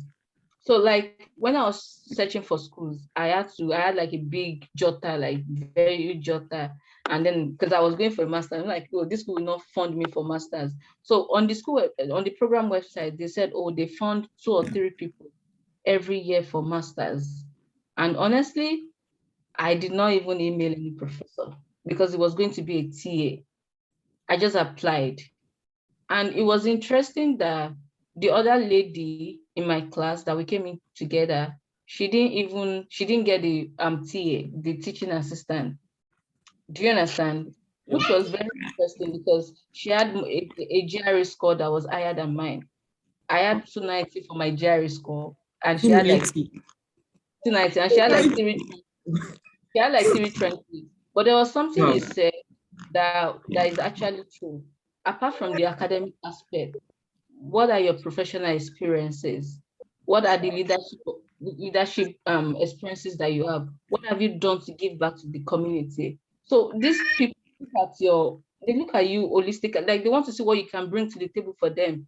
They want to see that when you come into the lab, are you going to be this kind of student that fights with everybody in the lab and be like me. They want to see how you can be able to help, because when you get here, you realize that school year is not how it is in America. They want to see whether you can be innovative. Can you come up with innovative ideas? No one is asking you to do la cram la pour here. They won't even give you exam questions that would make you cram and stuff. They want to see that. So they want to see how you can be able to you can be innovative. That's the first question. Interestingly, my first week in my program, my PI was like, go look for an innovative idea for something that you would do. So I didn't even do that. But the challenge came when I was applying for my PhD. Now I have to email professors. And past school, sometimes I would email like 10 professors. 2 people would reply. Sometimes nobody replied. It's still that nobody's replying. I'm just canceling them out. It's like, if people are not serious, after like second email, you understand? Well, let's start out with 20 schools, and you got positive feedback from 10 schools. Then you can tailor your application to those 10 schools. Sometimes the challenge with us is that we are lazy. We are not ready to do the work. So I would encourage everyone listening today, please be ready to put in the work. Don't just say that, oh, I know somebody that went to this school and then you want to apply to that same school. Make sure that you're applying to schools that would benefit you, that would give you admission, that the peers are ready to talk to you. Thank you. Thank you very much. You said something very striking. Be ready to do the work. I realize that it's easier to apply, submit an application, and to write professors. Many scholars, when you ask them, have you written to professor? It's like a big job to do. And I understand because most of the time you can't connect with them, probably because your background, the research you do in Nigeria doesn't connect with what you are seeing in their CV or in their website. And it's all really, really a difficult job for many people to email lecturer. So how can they, go ahead and connecting with them, even when you see that the research, there's a gap between your experience and their research? So that question is two ways. Some peers will tell you that, oh, I want someone that did their undergrad in cell biology, and it has to be cell biology. If that's what the PI wants, of course, there's nothing you can do about that.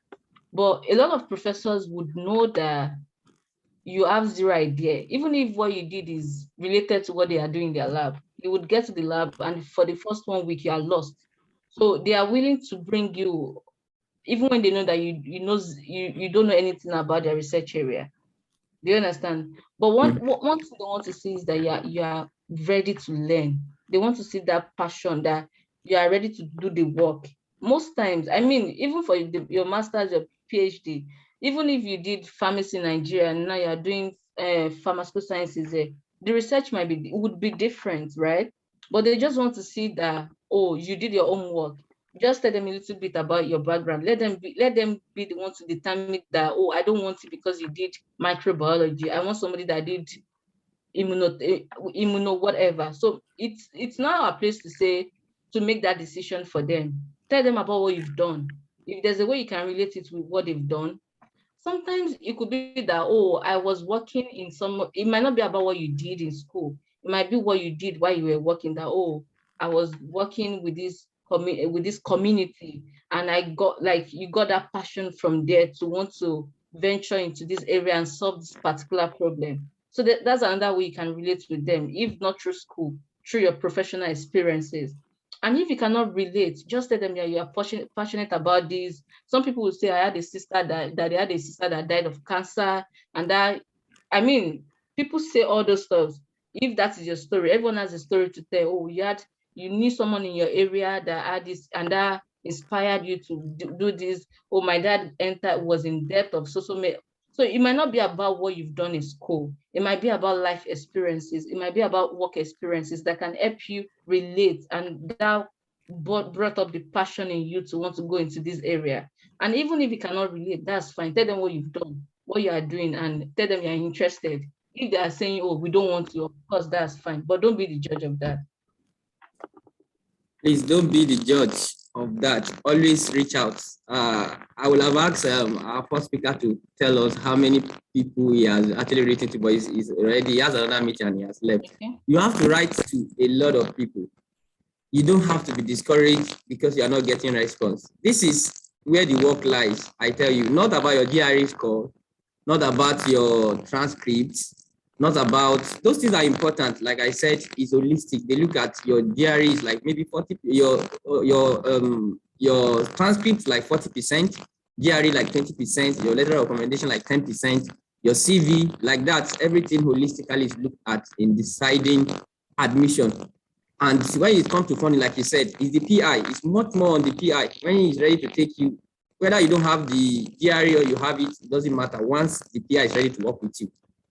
So LinkedIn is very, very important, really, in connecting with them. Some of the lecturers also puts in that we want a PhD student or a master student, so skills, so number of requirements, and then you can always apply. So let's, if there is no question from the audience, I also have one last contribution, please. Okay. Someone asked whether a tutu person someone that had a tutu can apply. Yeah. So I just wanted to answer for the US. So there's one thing you can do. You can do West evaluation. They evaluate your transcript. And most times when they do West evaluation, your CGPA would increase.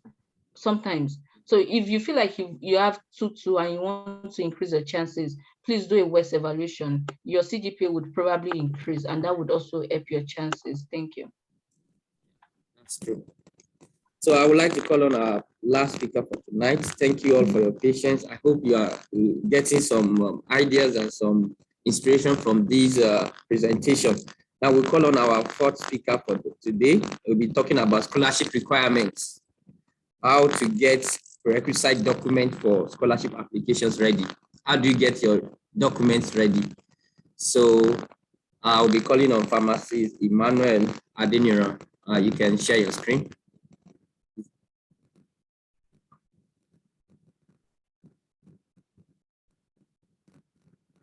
Thank you.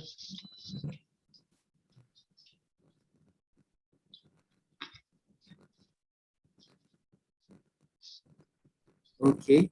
Somebody is asking, can you please kindly explain further what you meant by research-based course? Is that for Pharmacist Elizabeth? Okay. So when you talk about research-based course, there's some programs that towards that degree, it is expected of you to do research. So you have to have a thesis topic, and then you have to do a proposal defense. And then when you've passed the proposal defense, then you work towards that research. And then you have to have publications, you have to do your final defense. So it just means that part of the course is that you have to do research. So it's not only about taking classes, you also have to do research. So that's what I mean by research-based programs. Thank you. Good afternoon, good evening. And, am I audible? Yep, you are. Okay, so I want to appreciate the host for coming up with something like this, and I would also like to appreciate all the previous speakers. They virtually done justice to everything that is meant to be discussed, and personally, it has been very, very helpful for me.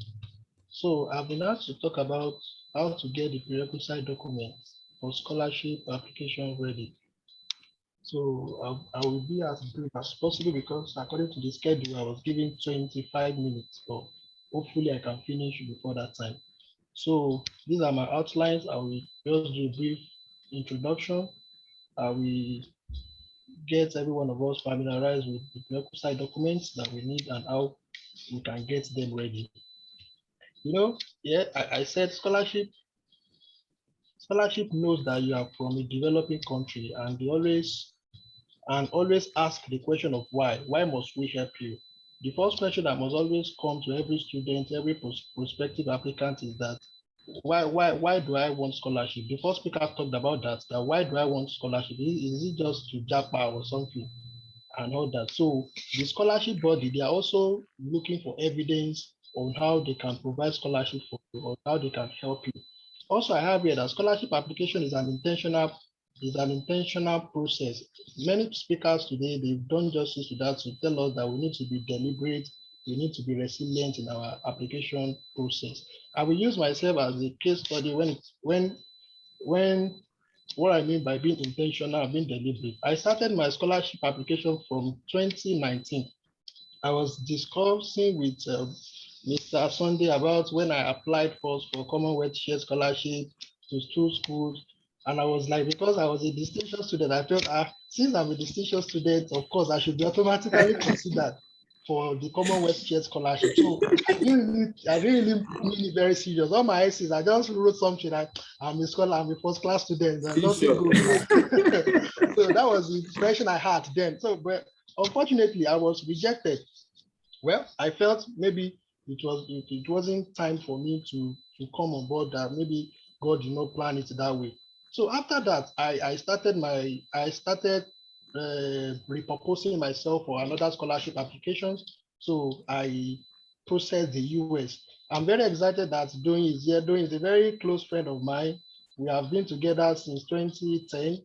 Yeah, we are very close friends from school, and she has also been helpful for me, encouraged me, Because when I started my scholarship journey to the US, 2019 application cycle, I applied to PhD programs, also applied to, no, I didn't apply to any master's program. But unfortunately, in 2019, I was rejected. All my application for 2019, I was rejected.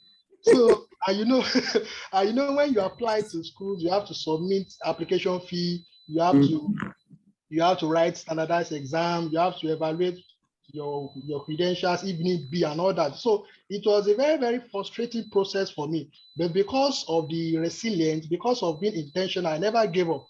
A lot of people have talked about sending mails. I can't count the number of mails I've sent in my life, but I was never, even whether I get replies or I don't get, I'm always, I just keep on pressing because I know there's always a payday. So it is a process, it is a resilient process, it is a deliberate process, it is an intentional process. You can't just wake up today and say, I want to start submit application. You have to plan, you have to build that mindset and that capacity. Also, I have here that at the age of 18, in this 21st century, everyone as a youth, as a young adult, we are expected to have three basic things.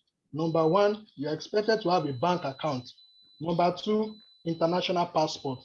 Many people, they dream about getting scholarship, traveling abroad, but they don't even have international passport. So if they call you that, okay, come and travel tomorrow, then what will you do? So it's something that you need to start working on. Even maybe you're about to graduate or you are doing your NYC, have an international passport. Is very, very important. And I also have here permanent voter's card. Can also, is something that you see, I put it a red line. It will be very useful for you, but it's also something that you need to have even as you at the age of 18. So I have here the requirement for scholarship applications. I really appreciate everyone that has spoken. We have people from we have UK, the Norway, Japan, and all that. So we shouldn't streamline our application process. That, okay, it is only US I must come to, it's only Canada, it's only Japan. So we need to have a broad scope so that we are not going to miss some of the opportunities. So I have here that different programs, different scholarships, different countries have their own specific requirements. And we need to find out, we need to do that ourselves. We need to get the information online. So, but generally, there are some conventional requirements that are very useful and that are very, very important for scholarship applications. I have here academic transcript. So it's very, very important. A lot of people want to process scholarship, want to process admission, but they don't have the academic transcript. It's very, very important. As you are graduating, whether as a master's student or as an undergraduate student, ensure that you get your academic transcript. It's very, very important because you can use the unofficial transcript to apply for admission, to apply for scholarship. It's very, very important. It will show some of the courses you've taken and how they can be relevant to your program of study. I also have here the degree certificate. It's very, very important. Another requirement that is very important is the academic CV. Before now, when you write the old way of writing CV, we write curriculum vitae. You now write your name, your state of origin, your local government, your phone number, all those archaic way of writing CV. So we need to go online to get how to write academic CV. Unfortunately, many undergraduate students, master students, they don't even have a CV. It was shocking when I was talking with one of my friends, and I was like, I want you to send me your CV. A graduate, he said she doesn't have a CV. I was like, a graduate, you don't have a CV? And these are the people that will say, I want to travel out, I want to get scholarship. Everybody do more of wishing than be deliberate about these things. So academic CV is very, very important. We can go online to get different templates, relevant templates, and have them at the tip of our hand. Also, 1 minute. Let's respond to the polls. I'll be asking some questions just to get some data about us and how we can help you hereafter. Sorry, okay. My speaker. So also another requirement I have here is the statement of purpose. Statement of purpose is just like a narration that talks about your motivation, talks about your research experience, about why you are interested in the scholarship, why we need to provide the scholarship for you, your career goals, and your strength, and how you see their program, and what gets you fascinated about the research you are looking out for. So it's very, very important. And then when it comes to the statement of purpose, it must be well crafted, because number one, they will evaluate your writing skills. And Agbola just said something about, like in the Chinese people, they always give out their statement of purpose to people to review. But in African countries, we are very, very secretive. We'll be like, I don't want people to know. I don't want people to know. And I don't know where our problem is, especially Africans. Because We of love to witches and be wizards. very, very secretive. We love to be very, very secretive. I don't know. It's general. I don't know. I don't know where that mentality is coming from. And it's affecting us greatly. There should be some people you can trust. You can relate with. They can help you. When the first statement of purpose I wrote, I gave it to my friend. He went through it. He gave me the correction and all that. So we should have a network that can help us to grow, rather than keeping all these things to ourselves. Is very, very important. Also, the letter of recommendation. One of the things, statement of purpose, you can write that yourself. But letter of recommendation, like everyone have said, is that you need people that can write good stuff about you. I'm very, very sure this is one of the things that actually affected me when I was processing my first admission cycle. That I said I was rejected. Because number one, I didn't build a good relationship with my undergraduate advisor, because my undergraduate research was a useless research. My undergraduate research was a very useless research. It was just like a two hours experiment. So I couldn't have something very relevant as a research experience when I was submitting my application, and it was actually, it went against me. So I didn't even use my undergraduate advisor as my letter of record, as a recommender for me till date. I cannot call my undergraduate advisor to write a letter of recommendation for me. So it was a loss on my part. So because the letter of recommendation, just like everyone has said, is very, very important. It must be very strong. It must consolidate what you've written in your statement of purpose. Very, very important. Also, the requirements we have in the US, we have standardized tests, which can either be the graduate record exam and TOEFL or IELTS. But Mr. Sunday wanted to give an analogy about when two of you have the same application materials, but somebody have one and you don't have. Of course, they will go for the person that have. Although it's not all schools that require GRE, some waive GRE, but some will say it is recommended. When they tell you something is recommended, but it's not compulsory, just so that it's just like a trap. If you have it, it's going to be an advantage for you. So it doesn't mean that it's compulsory, but sometimes it may be very useful for you, because it's just you in a pool of applicants, and anybody that stands out will be considered first. Of course, it's not all schools. There are some schools that waive tests of English as foreign languages, but all those information, you can get them online in the prospective schools you are looking out for, in a bid to save cost, because I understand all these exams are now very, very expensive now. So you need to be smart, you need to strategize, and you need to get the best out of yourself. Also, I have here essay of intention, especially if you are applying to UK. They want to know about your community development service, about your volunteering, essay of intention. I told you about my experience during the Commonwealth Scholarship. What was on my head was like, I'm in first class, that I will get this Commonwealth Scholarship. So my essay was just a watery essay. I just wrote something. It was that first class that was on my head. So I didn't really pay more attention. Nobody to review all these things for me. I don't have information. I don't know anybody. I don't connect with people. I just did it on myself, shabbily, and I got a very wrong result. So essay of intention, community development service is very, very important. Volunteering. If peradventure you've graduated but you don't have a job yet, you can volunteer as a research assistant. I know of one of my friends that is currently doing his PhD. I think he's in the third year now. And when he finished his NYS, he volunteered as a research assistant to build research experience. And that was very useful for him when he was applying. So if you are not doing anything very serious, you can engage yourself in voluntary work just to advance your career, just to build up your potential, just to groom your skills, and it will be very, very useful for you. It will be very, very useful for you. So, okay, the next slide talks about tips in getting them ready. I have here that one of the greatest tragedy of a man, one of the greatest tragedy of a man is never to start pursuing his vision because of the fear of failure.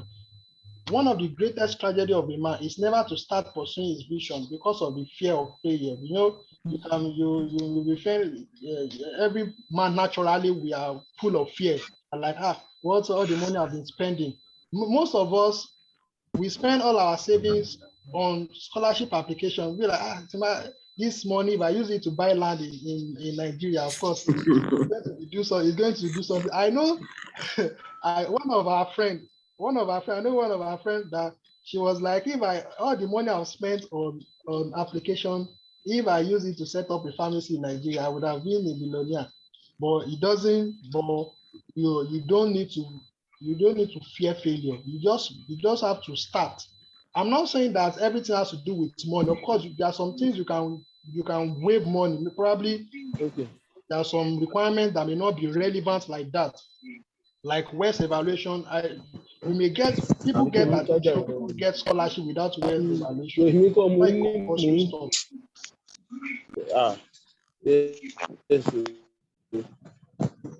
Sorry, please make sure you are muted. Okay, can you hear me now? Can I go on? Yes. Okay, so it's not only about money. You just have to be very smart so that you can know you are channeling your energy in the right direction. Also, I have it that you need to have a winning mindset.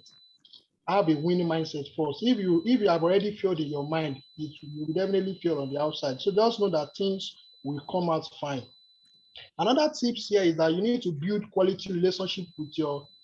You need to build quality relationship with your supervisor, your employer for letter of recommendation. I told you about my experience that my relationship with my undergraduate supervisor was not a good one. So I cannot even call him to ask for letter of recommendation. So it's very, very important. Quality relationship is very, very important with your employer, with people that can write good stuff for you. You need to just keep building that relationship with them. And I have here, we are in the festive period, the festive period, you can just send a text message to them, just wish them Merry Christmas. You can send a recharge card to them, because those are the things when you start depositing in their emotional bank account, is a way of building quality relationship, because you will definitely need them ahead of 2022. You will definitely need them ahead of 2022. Also, it's very important to start to study and prepare for standardized exam. I've talked about that. You get registered, you write the exam, and also you need to get your unofficial transcript. If there is anything you are taking out of this presentation, ensure that you have your unofficial transcript. Very, very important. Ensure that you have your international passport. And also, as an undergraduate, if you are an undergraduate or you are a graduate student in Nigeria, you must tell your supervisor that you want a publishable work. Like my own case, the research I did in my undergraduate, I cannot open my mouth to talk about it in the international space because it is irrelevant. So tell your supervisor you want a publishable work, something that can be impactful, something that is relevant. Is very, very important. And also ensure that you build collaborations in your research environment. Build collaborations with people, meet people of like minds together. I'm almost done. So, okay, what next? It is very important never to rule out God factor. No man can receive anything from God except it is given from God. It is very, very important to also trust God in this whole process. There are many people that don't even have all the necessary requirements that you have and still get admitted, still get scholarships, still get all these things. So we need to trust God. We need to believe God. We need to have faith in God, and also we do our home part. And lastly, please, when you are helped, don't forget to help others. It is very, very important. Most of us, once we get out of Nigeria, we just lock up. We are not opening to help people, and which is not really good enough. When you are helped, just ensure that you are a channel of help to other people. And I know everyone is just starting. No one has attained it all. We are all learning. We are all on that journey together. And it's very, very one of us, we are going together. I can remember when I was in Nigeria and Agbolo Aje is doing a master. Agbolo Aje will send me a WhatsApp message that Emmanuel, I also want you to come here. Like all those words keeps me going. Even when I got my rejection, when I was processing my visa, she's always trying to help. So what am I trying to say? Everyone that is on this platform, just have that kind of mindset, like you are ready to help people, you are ready to put smile on the faces of people that are around you. And I'm very sure the sky is just the beginning for every one of us. Thank you very much. Wow, that was powerful. Thank you very much, Mrs. Emmanuel. You have really dealt with the subject matter. I don't know if anybody has questions for you from the audience, how to get your transcripts. Most of the time, students don't know how to go about their transcript. They don't know how to go about their CV or letter of recommendation. They don't know what statement of purpose or statement of motivational letter is all about. So you can ask your question. Now, somebody was raising up his or her hand is down again. Okay. If you have any question, you can ask. Bukola, do you have a question?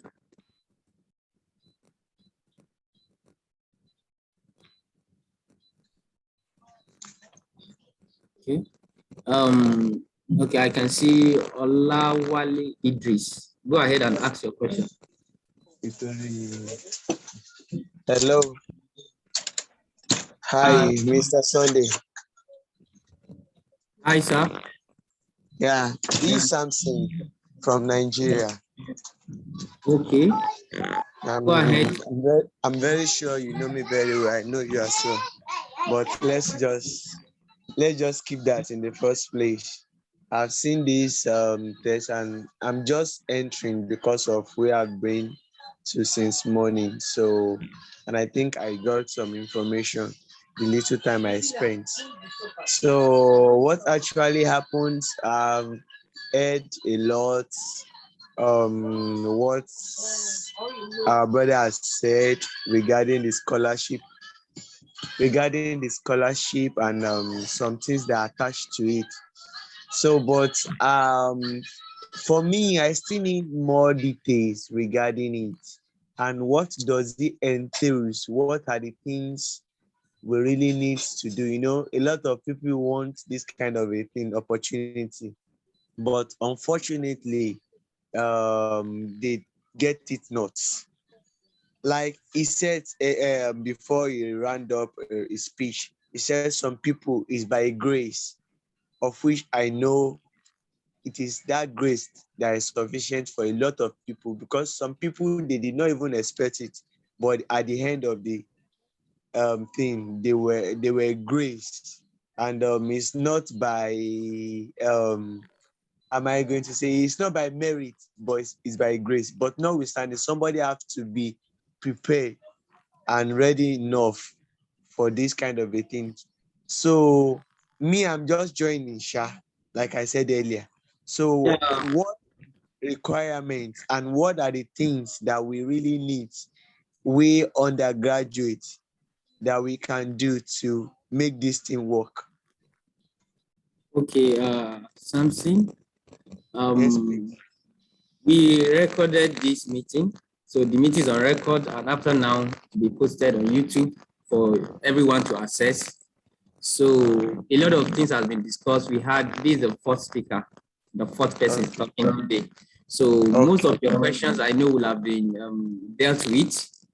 But I will give Mr. Emmanuel like a minute to address some of the issues you raised, because we still have two other persons who want to ask questions. Okay. I'm very, very sorry that you are just joining the meeting because most of your questions have been answered during the program. And just like Mr. Okay. Soda has said, we are going to upload the meeting on YouTube so you can watch them later. However, some of the requirements when it comes to scholarship applications include your academic transcript, your academic CV, your statement of purpose, letter of recommendation. You have to write some standardized tests. Sometimes you have to come up with essay of intention, community development service, and volunteering. So these are some of the stuff. Although different programs, different countries have their own scholarship requirements, but you just have to do your own due diligence to find out the one that is very, very relevant to you. And before you join, I also talked about being intentional. You know, it is not something that just come on the platter of gold. You have to, of course, we understand the place of the grace of God. It's very, very, the grace of God is very, very important. But at the same time, you also need to put in your own effort. You need to put, everything must be balanced. You can't just say the grace of God will be sufficient and we don't do our own due diligence. If you fail an exam and you need to write it again, you do it again. Just like my own case, I was rejected for Commonwealth Shared Scholarship in the 2 schools. I was also rejected for like 6 schools during the 2019 application cycle. I know the grace of God, I trust God, but I still have to breathe, I still have to And you're a man of God, and your dad is a pastor. my dad is a pastor, my mom is a pastor. So even if not because of God, even if I did not cross over in 2020 this year, I've already determined my mind. I will still come and apply again. So that mindset is very, very important. You have to build that mindset, that capacity, and just be resilient, and everything will work out fine. So you can just watch out for any other things, any other detailed information when we upload the program on the YouTube channel. Or you can also private chat Mr. Sunday Ajay and some of the other speakers. Will be willing to provide response or answers to some of your questions. Thank you. Olali Idris, can you go ahead with your question? We have like 4 more questions, please. Let's quickly take them. Olali Idris, are you there? Emmanuel Jeremiah, go ahead. Okay, good evening, everyone. Thank you very much. It has been insightful on the My question actually goes to Mr. Sunday and probably Ms. Elizabeth. I'm a graduate student in Nigeria. I have this lecturer. He has been very kind. So far, we've enjoyed cordial relationship outside student-lecturer relationship. He's a prof. My question is, do I need to mail him officially? Because he's the kind of person I would love going to make. He has the work of experience, he has the capacity in terms of my air pollution control. So being that we already have that is close, do I talk to him unofficially concerning what I need from him? Thank you.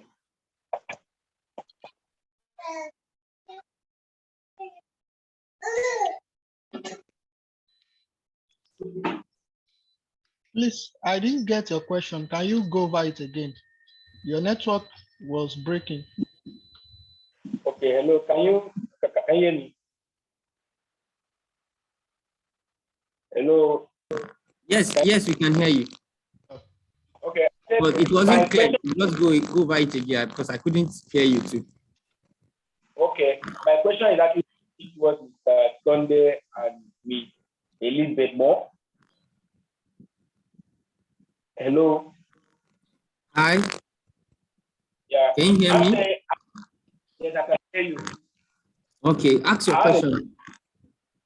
I have a lecturer currently. I'm a student from Nigeria.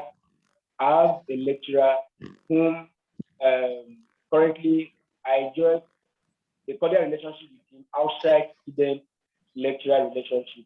And he's the kind of man that mentor me to put me through both in leadership and the field which I'm interested in. So my question now is, do I need to, I'm trying to make reference to connecting with past advisors right now. What do you advise? Do I mail him officially with regards to my intention, or do I discuss with him unofficially one of the days we're in the office? Because he has everything. And mind you, he's someone that is very sensitive. He's the kind of person that is very sensitive. My concern is I don't want him to look at it as if I'm trying to take advantage of the fact that he has given me the privilege to come close to him. So what Okay. Mr. Emmanuel, I think you get what he's trying to say. I kind of get what you are trying to say. I know any of our speakers will have answers for you in specific, but I think what you're trying to say is that there is this lecturer you have cordial relationship with, and you're trying to know if you can access him for some of these recommendations or stuff like that. Maybe you're afraid that he might not, if he get to know you want to travel abroad or something, he might be disappointed or stuff like that. No. Is it that like you're working with him now and you're feeling your leaving might? I didn't really get. I think what he's trying to say is that he doesn't want it to look as if he's trying to take advantage of the relationship he has built with the man outside of the academic environment. Okay. So you already have a relationship with the man, but it's like, oh, how does it bring academics, like lot of recommendation into the picture? Into it. Yeah. So I think I can help with that, and then Emmanuel also can help. So what I would say is that the first recommendation that I got from one of my professors, I remember that I had gone to him and I was like, oh, thank you for writing that letter of recommendation for me. And he was like, no, you don't have to thank me. That's actually one of my duties as a lecturer, to provide letter of recommendation for you. I was blown away because I didn't know that. So that's one thing that we don't know, that most of these professors would want to write this letter of recommendation. Sometimes it's out of fear of being rejected. So maybe one of those days when you're in his office, just mention it to him randomly, like, oh, sir, I wanted to like talk to you about something, like, oh, I would like you to write me a letter of recommendation, and I was wondering if you would be willing to do that for me. That's simple. It would be willing to write it for you. It would want to write it for you because it is actually part of their job. It's part of their job to do for us as students. You understand? Because so you don't have to be scared. That's what I'm trying to say. Just ask him humbly, as natural as it can be. Oh, I'm looking into some schools and I need a letter of recommendation. Would you be willing to write it for me? And if he says fine, yeah, thank you. If he says no, also thank you. You don't have to hold it against him, but just venture out. Ask him first. Yeah, that's what I would say. Thank you very much. All right. Somebody else is raising up his hand.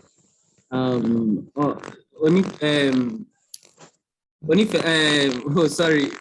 Oluwanifemi, you can ask your question. All right. Good evening, sir. Good evening, everyone. How are you? Yeah. Thank you for this great opportunity. And thanks to all our speakers for their time so far. I have two questions to ask. First question is, my undergraduate thesis, I study food science and technology. And my undergraduate thesis was a new topic, and it's really put me to a lot of stress. Then after the work, it was production of dried groundnut milk. I extracted milk from groundnuts, then tried to convert it into the dry form. Then I tried to talk to my supervisor that, can't we publish this work? Then she said the work cannot be published because the equipment we used, the department is also in a test run. So my project was more like a test run. But the project is really scarce. So she said that cannot be published. I still really want to push further to know what I can still do with that research work so far. So I don't know if I can get idea or opinion on what I can do about that research work. Then my second question is, You know, when we talk in Nigeria, you want to do masters and you talk to maybe senior colleagues in the department that want to do a masters, they will try to ask you questions like, do you still want to do it in food science? Something else, maybe go Can you mute yourself? family nutrition, maybe you want to do it in dietitian as a dietitian, or go into other field, maybe public health, to do your masters. So I want to ask, if I want to apply for my masters now for studying abroad, won't it cause a confusion comparing my CV to what I'm applying into? I study food science and tech and I want to go into masters in public health. Because for me, so far, when I talk about studying abroad, the first thing people used to tell me, go and start reading for GRE. And since I started my NYC, that's what I've been doing. But from tonight's information, I realized that GRE writing exam is not even the first thing. There are other things that needed to be done.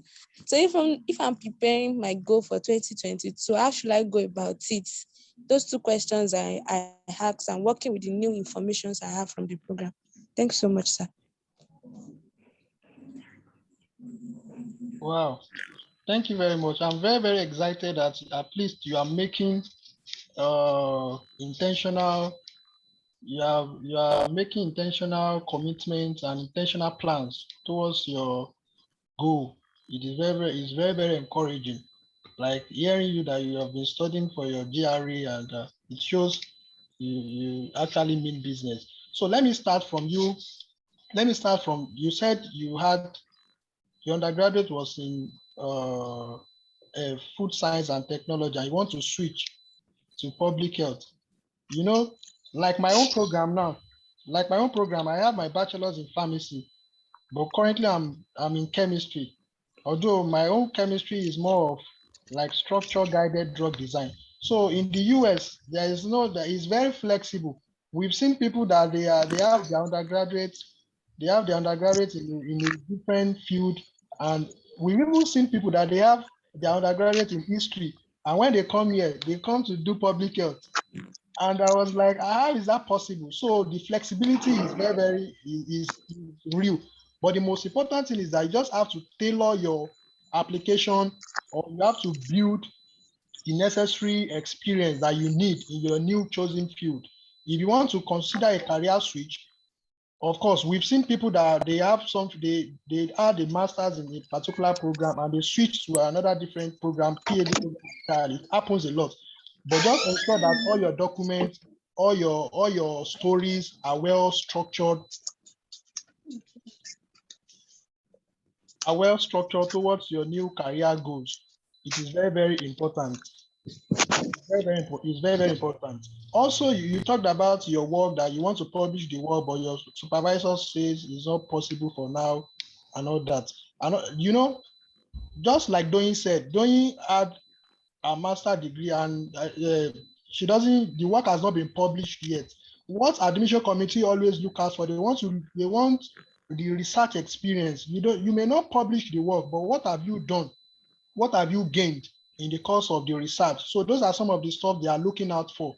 So you don't need to be frustrated about your work not being published, but the experience you've gained will be very, very relevant in whatever area you want to use it. So they want you to demonstrate that experience that you've gained during the course of your research. So you don't need to be frustrated about that, okay?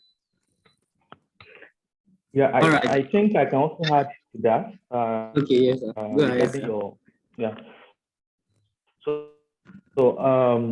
So one thing I know is that not all research are publishable. So there are some research that it is difficult, most especially when your supervisor is someone that is well known in the field of research. So there are some research that if they publish it, it might tarnish their image due to the standard of that of the result. So maybe my advice is that you can also talk to him. So if you can, both of you can work further. So if you are interested in to publish that result, so you can talk to him if you can work further on it. So I think that would be okay. Thank you, Mr. Femi. You know, this perspective you brought to it actually was different from my perspective to it, actually. You know, but I really got the point you're trying to say. But do you know that sometimes our lecturers in Nigeria, they are not really interested in, number one, they themselves, they are not even publishing, often. Number two is that they are not, sometimes they are not really willing to help students to publish. We have students that even do work that are publishable and the lecturer denied them of publishing it, or even went ahead and published it and not include their name. Now, in this case, if something is new, really, and she just, worked on it and it was so difficult, even a conference paper, look at these Indians, they publish anything, just put something, as long as an idea, it can go into a conference and it will be something that will add, further to her cap, because this is just a graduate who is just starting life and needs something to show that she has done something. What do you say to that? Yeah, I think we have individual differences. For example, my own supervisor as well. So here in Norway, so if you do a certain research, so that based on the existing knowledge, but you don't really have much, you don't have, I don't know how to put it. So if there is no much improvement, compared to the previous knowledge, so we advise you not to publish that research, because he's a top professor. So, and for his name to be on that research, so he knows what it means. So there are some lecturers like that. So they choose to protect their name and they choose to protect their career. So that's the reason why. Because from Uluwani Femi explanation, so I understand that the lecturer said this, maybe the method they use is still new.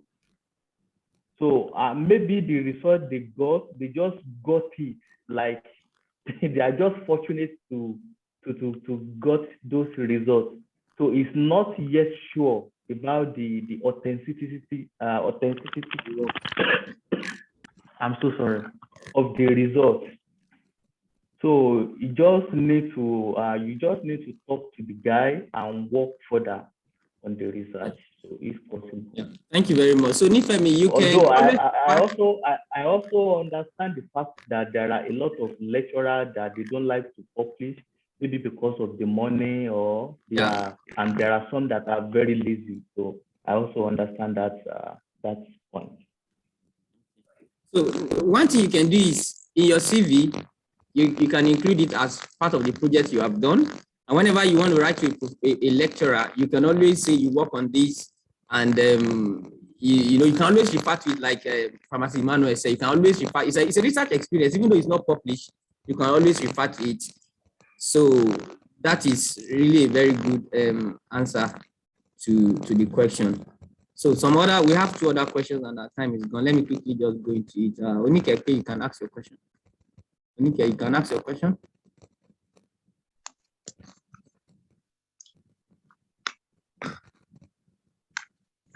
All right, thank you very much, sir. I just want to ask, concerning the statement of purpose, some schools require a limit of 400 words. I want to know the bullets. What are the major points that you should include? Because writing for a school that requires you to give like 1,000 words, you can write as much as you can. But when it comes to writing for a school that requires you write 400 words, what do you like? Because you have a lot of things to say, but you are just constrained to 400 words. So please, what are the major things that you should include in a statement of purpose that requires you write a limit of 400 words? Thank you. Or 500. Okay, I think I can also talk about that. So there are some universities that if you want to apply to, so they will specify the points that must be on your motivational letter or statement of purpose. So I think most universities does that. But in case if they didn't specify, the most important thing to have is your background, most especially your academic background. So what you have done so far, so your research experience, so the reason why you apply for the scholarship and the reason why you apply to that particular school. So they are very important. So, and you also, so if you have a particular research in mind you want to do, so just go to the school website, check the professor in charge of that research, look for the good things you can put in your statement of purpose. Yeah. Yeah, I think that answers it. I don't know if Mr. Emmanuel has something to add to that. No, sir. You have answered it. Yeah. So the last question for this time, you can go ahead and ask your question. You can see the hand. I don't know who has the hand. Go ahead and ask your question. Bukola. Osasuno. You can unmute. You are still muted. Okay, all right. Thank you. Good evening, everyone. I don't know if you can hear me. We can hear you. All right. Okay, thanks to the organizers of this program and our amiable speakers. Okay, my question is on the research proposal, especially for PhD scholarship. There are some schools that they ask for research proposals. And I want to ask that, assuming that, we apply to different schools, to different supervisors that have different research interests. It might be the same specializations, but maybe different research interests. So how do we get about the research proposal? Does that mean that we have to prepare research proposals for different research interests? So that's my question. I think thank you for that question. So I see this in two ways. So there are some supervisors that already have a funded research they want to employ a PhD student to do. So in that case, you don't need to worry yourself too much. So you just have to work together with that supervisor to build. I'm sorry. So I think the way it works in Norway is this. So let's say that you got an admission as a PhD student. So there is difference between being a PhD student and being employed by the university. So you have a contract with the university, maybe assuming maybe your PhD will last for 3 years or 4 years. So you have a contract with the university regarding that. And in the first 3 months of your PhD, so you have to submit your research proposal. So that's a research proposal. You have to work together with your supervisor to come up with that proposal.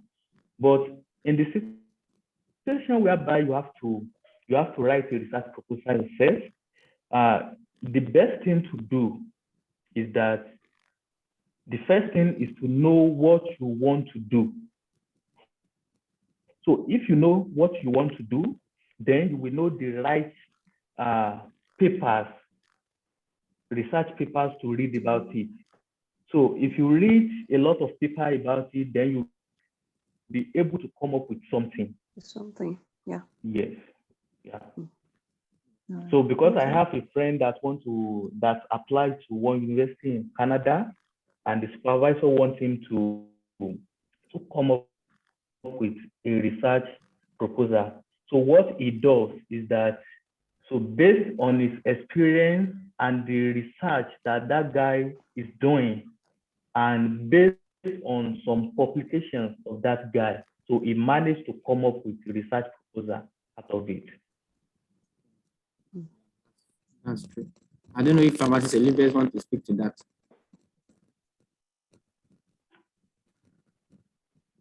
Can you repeat the question? So she's asking that applying for PhD, some lecturers have some research they are working on, and they ask you to write research proposal. That how do you go about writing a research proposal that will connect to the lecturer, or that you are able to, how will you come up with your research proposal to be able to connect to your supervisor, especially for a PhD applicant?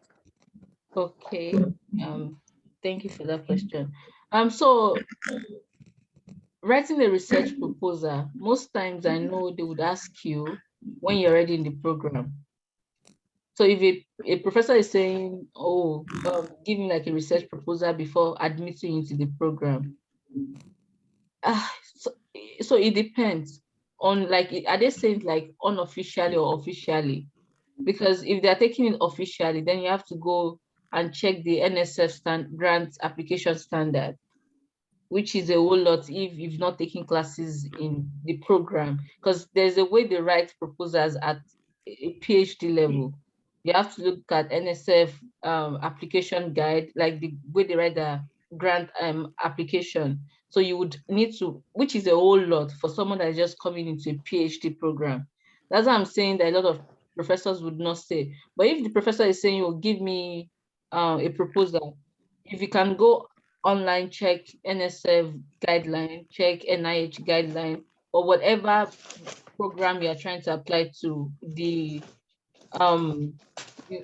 standard they use, try to check their standard and use that to tailor your proposal. It's fine if it's not like word-breaking grant proposal. Just in simple terms, tell her what you want to do, and if she gives you a specific topic, right around that area. Another thing you can do is do literature review. Go on Google Scholar, go on PubMed, read review articles in the area you're thinking about. That could spur you to think and come up with nice ideas. So I would also encourage you, because when I came into my master's program, my peer was like, oh, come up with an innovative idea within your first semester of what you would do in the lab. And how I was able to do that was I went back to literature review. You can never be wrong with literature review. So you can start out from there. I remembered I printed out like 50 papers, put it under my table, was reading it. And before I was done, I had ideas like, oh yeah, come, oh, this is what I want to do. So you can start out with literature review to ask, that would spur you to ask questions in your mind, ask scientific questions, and then see the one that is relatable to what she does in her lab. And you can start from there. And if you give her the proposal, if she's like, oh, this is awesome, we can work with it, of course. They might just be testing you, because when you come into the program, you still take classes on grant application, you take classes on how to write proposals. So if you can do it according to NSF standard, NIH standard, beautiful. But if you cannot do it, just do it as much as you can.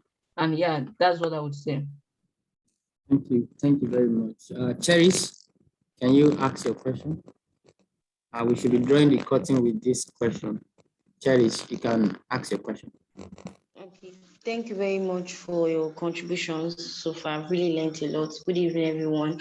I'd just like to ask, please, concerning the personal statement, is there a specified order for presenting the information, or particularly for the first paragraph? Should I start with talking about maybe my interest in the university, or probably maybe my own background and my motivation for the course first? Something like that. What should appear first? Because I know they usually say the first paragraph is usually very, very important, and it usually would say whether whoever is reading it would like to continue or not. And then secondly, I realized that most of the schools in the US really have application fees. So, and then there are some that don't have application fees. So, and most times it seems as if those ones that don't have application fees, maybe they are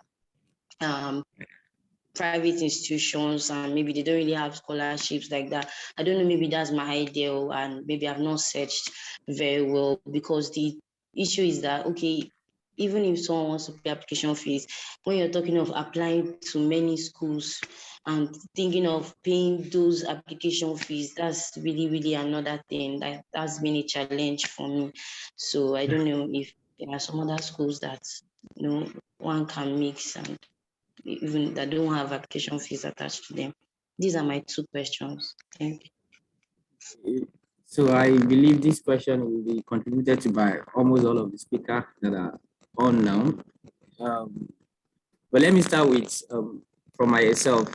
applying to schools that have application fee. Yeah, that's the basic challenge we have as people from developing country. Dollar to naira conversion is a lot of money, and we encourage people to apply. Spread your application across board. But you see, let me start from the presentation of Elizabeth. You realize that she talked about reaching out to lecturers even before you apply, and after you apply. So most of us just want to go and apply. I said the real work, we don't want to, connect to lecturers. We want to just go and send in your application. And you have limited resources to do that. So you need to look at your schools, have a list of schools, and then know your budget. Oh, I have just $200 to spend on application. That's my budget. Okay, most of these schools, they have $50, they have $70. They have some, at the upper, maybe around 100 or so, but most schools are within the range of 50 to 70. Some schools are even 30, 40. So you look at the list of schools, you look at your funding, like your budget, and then you first want to reach out, check the schools, reach out to professors, check what they are doing, check if they have grants, for you to place those schools on priority scale based on your likelihood of getting admitted. You don't just want to apply to any school that will reject you at the end of the day. Through all my application, I never experienced any rejection. All the schools applied to admitted me, just that some gave me partial funding, some did not even give me funding at all, and then I got the full funding. So you want to look at the schools, not just, and I have a budget, I have the number of schools I wanted to apply to. And so I work towards that. Now, but there are most of those schools that don't have application fee, like you said, some of them don't really get back to students on funding level. But there are some schools that, if you wait till when they were having their maybe graduate fair, or maybe you attend a career fair, during those fairs, those that attend, sometimes they give them code for waiving application fee. And some schools there's a period of the year where they waive application fee. But I won't advise you to wait for that, because most time it will be around February, March. And around that time, most applications already ending. You want to submit that's something we should even talk about, time of submission. You need to submit early. Like, if you are really serious about coming to the US in August, you submit your application by 31st of December. If I would just manage it, maybe January. But you should submit, the earlier the better. Some schools do what we call rolling admission. They sit maybe 3 weeks, and whatever they have at that time, they sit on it and make decision. And then another 3 weeks. So they won't wait till everybody submit their application. I have a school like that that gave me a partial funding for Ph.D. They gave me as at November for August, because I applied early and they sat and they gave me. So you want to look at your options, your resources. And I will always suggest, try and reach out to lecturers, try and write to the school. You start by writing to the graduate program coordinator or the graduate admission coordinator of the school and of the department you are going to. By the time you write, the person already knows you. Some students will go ahead and greet some lecturers now, even the one that did not reply to you, Merry Christmas, whatever, Happy New Year, these things will speak for you when you are not even there. Maybe that's what the lecturer will remember. Say, there is a lady that greeted me for Christmas. Who is the lady? Or there is a lady that has been disturbing me, or there is a lady that wrote to me. Now, I have a friend in Colorado University. He already written to a lot of lecturers, no response. And then they called for all the schools, all the ones that they are admitted. They say, okay, they want to meet them while they were still in different countries. And it was in that meeting that, yes, they asked, who asked questions? Zoom meeting. And he raised up his hand, I asked a question. And he told them that I am written to all of them. They didn't respond. And there, right there, two of them emailed him back. We are responding to you. And that's why he got a full funding for masters. There in that fear that they just do. And by just being able, I told him, if you go for this meeting and they ask any question, make sure you ask question. Make sure you tell them that you've been reaching out to them and they have not responded. And that worked for him.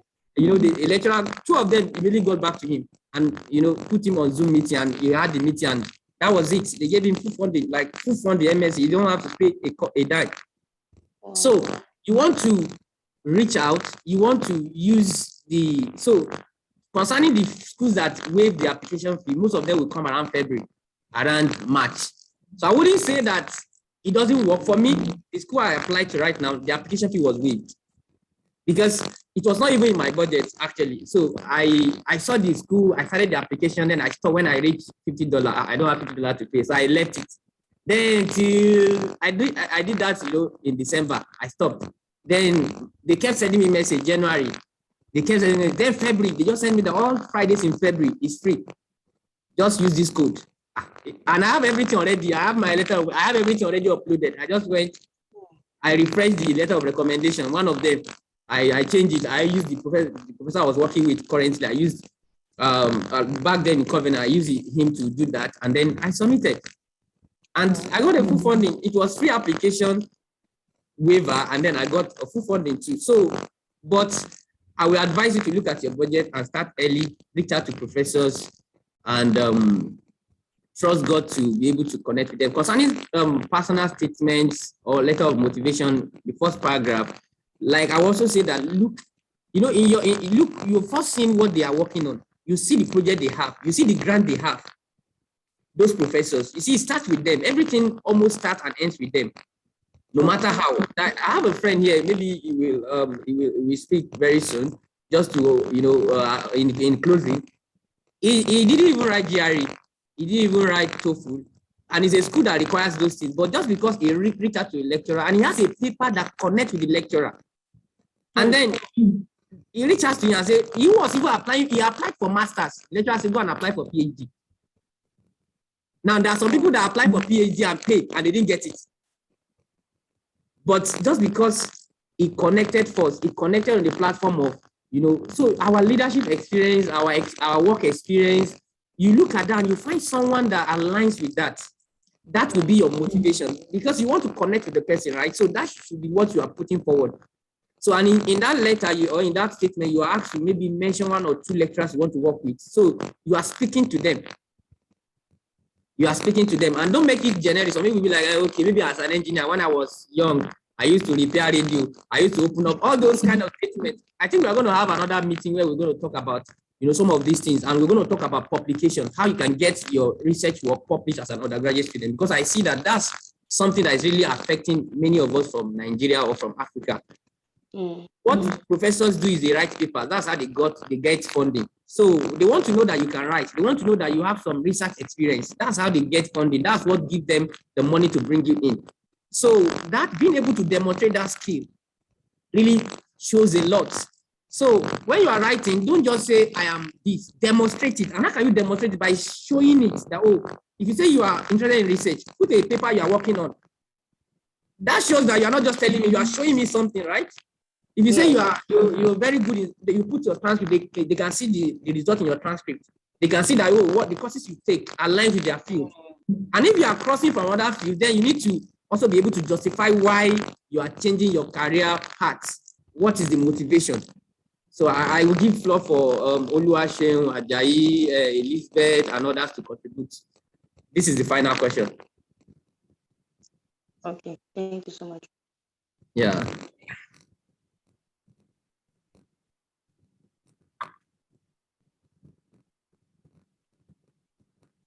Bro, Emmanuel, do you have anything to add to these questions? Yeah, you said everything else, You just have to be very, very smart when it comes to submitting an application. Personally, once I see that the application fee is more than $70 or $60, I don't want to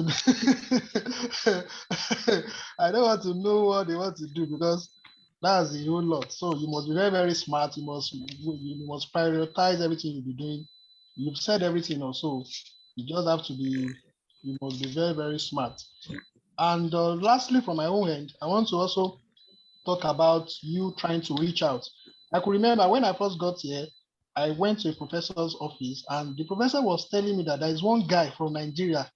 Fortunately, the guy's name is also Emmanuel. He said, see, this guy is also, you bear the same name. And I'm going to ensure that I admit this student. That Emmanuel is in Nigeria. I was like, I think Emmanuel, people that are Emmanuel from Nigeria, I think they are very good students. I think look at, maybe that's grace for that brother. And that, I was like, I'm just looking, assuming I know that Emmanuel, now we just call him and tell him that they are making a system on your application. And probably the guy has been sending mails to that professor and the professor is not responding. So what am I trying to say? Just even if professors they are not responding, just ensure that you reach out to them, send emails to them, and things. And also be prayerful and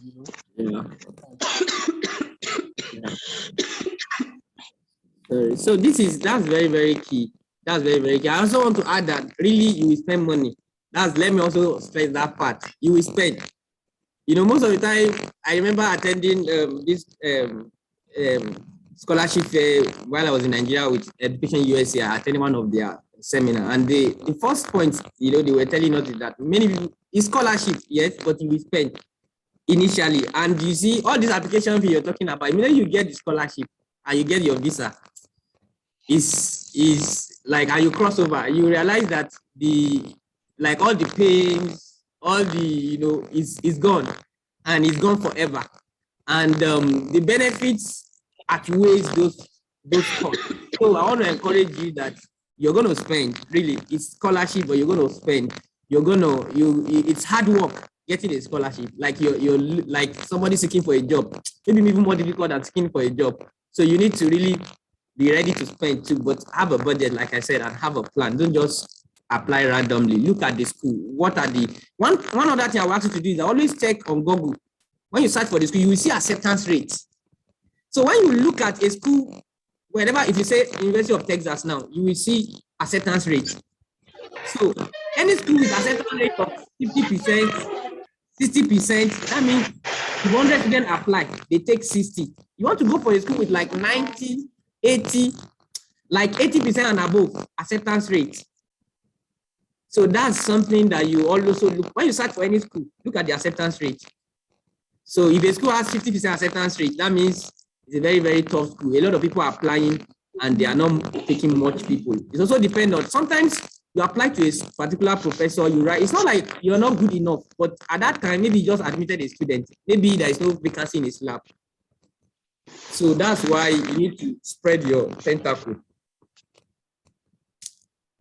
So I don't know if any of us want to add to this, as we just call this a day. All right. Toshim, are you there?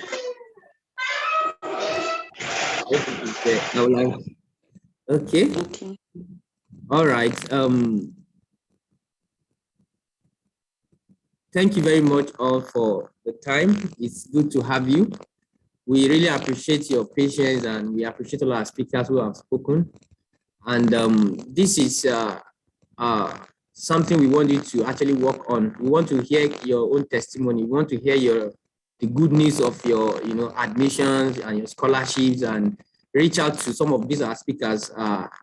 You can search for them on Facebook. You can connect with them on LinkedIn.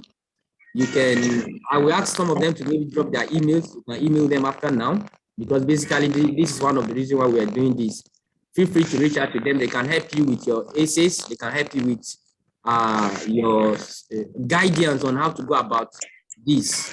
And I will say that we still hope to come to you again maybe next month to talk about basically how to get publications.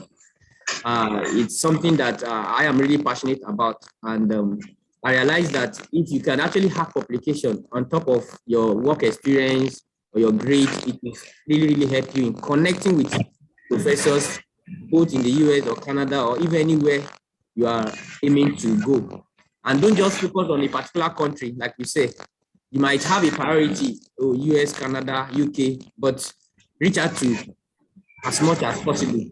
And I pray that the Lord will grant us grace, He will grant us favor, He will grant us open door. So thank you very much all for coming. Maybe we want to have like one or two comments from the audience just for us to know. Comment on how to, just give us comment on what you feel we can add to it. We can correct on what you feel about the program generally. So I want to appreciate my brother Emmanuel and Pharmacist Elizabeth. Mr. Oluwafemi is out for another meeting, and Noah in absence for being our speaker. You guys have really done greatly. I really appreciate it. God bless you. Any comments about this? Yeah. Thank you very much, Mr. Sunday Oluwayinka Ajala. We really appreciate Olayinka Ajala rather. Okay, Adeyinka Ajala, we really appreciate your speech so far, your efforts, and the other colleagues as well. We really appreciate you guys. You did a very wonderfully job, and we pray God will continue to strengthen you guys more, because it would be nice if we all have your number. Though I'm speaking on behalf of everybody because they are wishing to. I don't know whether people have gotten your number or some people are seeing this on Facebook, and it's a privilege meeting with you guys. So if you can share your number to us on this platform so that we can save it, and other people know as well, so that at least from there we know how to, like you said, the email, I've not gotten any. I don't know your email address and all sorts of things, how we can reach you, and so that at least to move forward on this that we've gotten tonight and we've experienced tonight. So thank you. I'm going to drop my number in the chat. It's my Nigerian line, but I'm very active on it on WhatsApp. You can always reach out to me. And I will also ask my friends to drop their, if they have a WhatsApp number they want to reach out to, or their emails, so that they can always reach out to us. Why is it a direct message to everyone? Okay. 0816887. So this is my phone number. I think we all have, we have it there. And this is my email.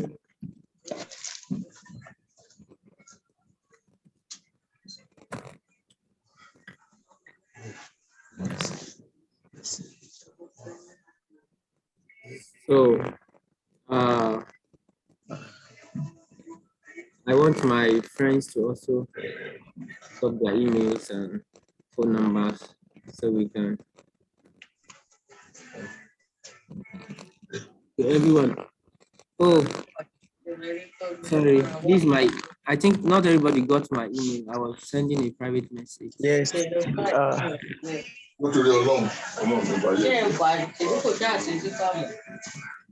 Okay, that's my phone number. Okay, yes, same.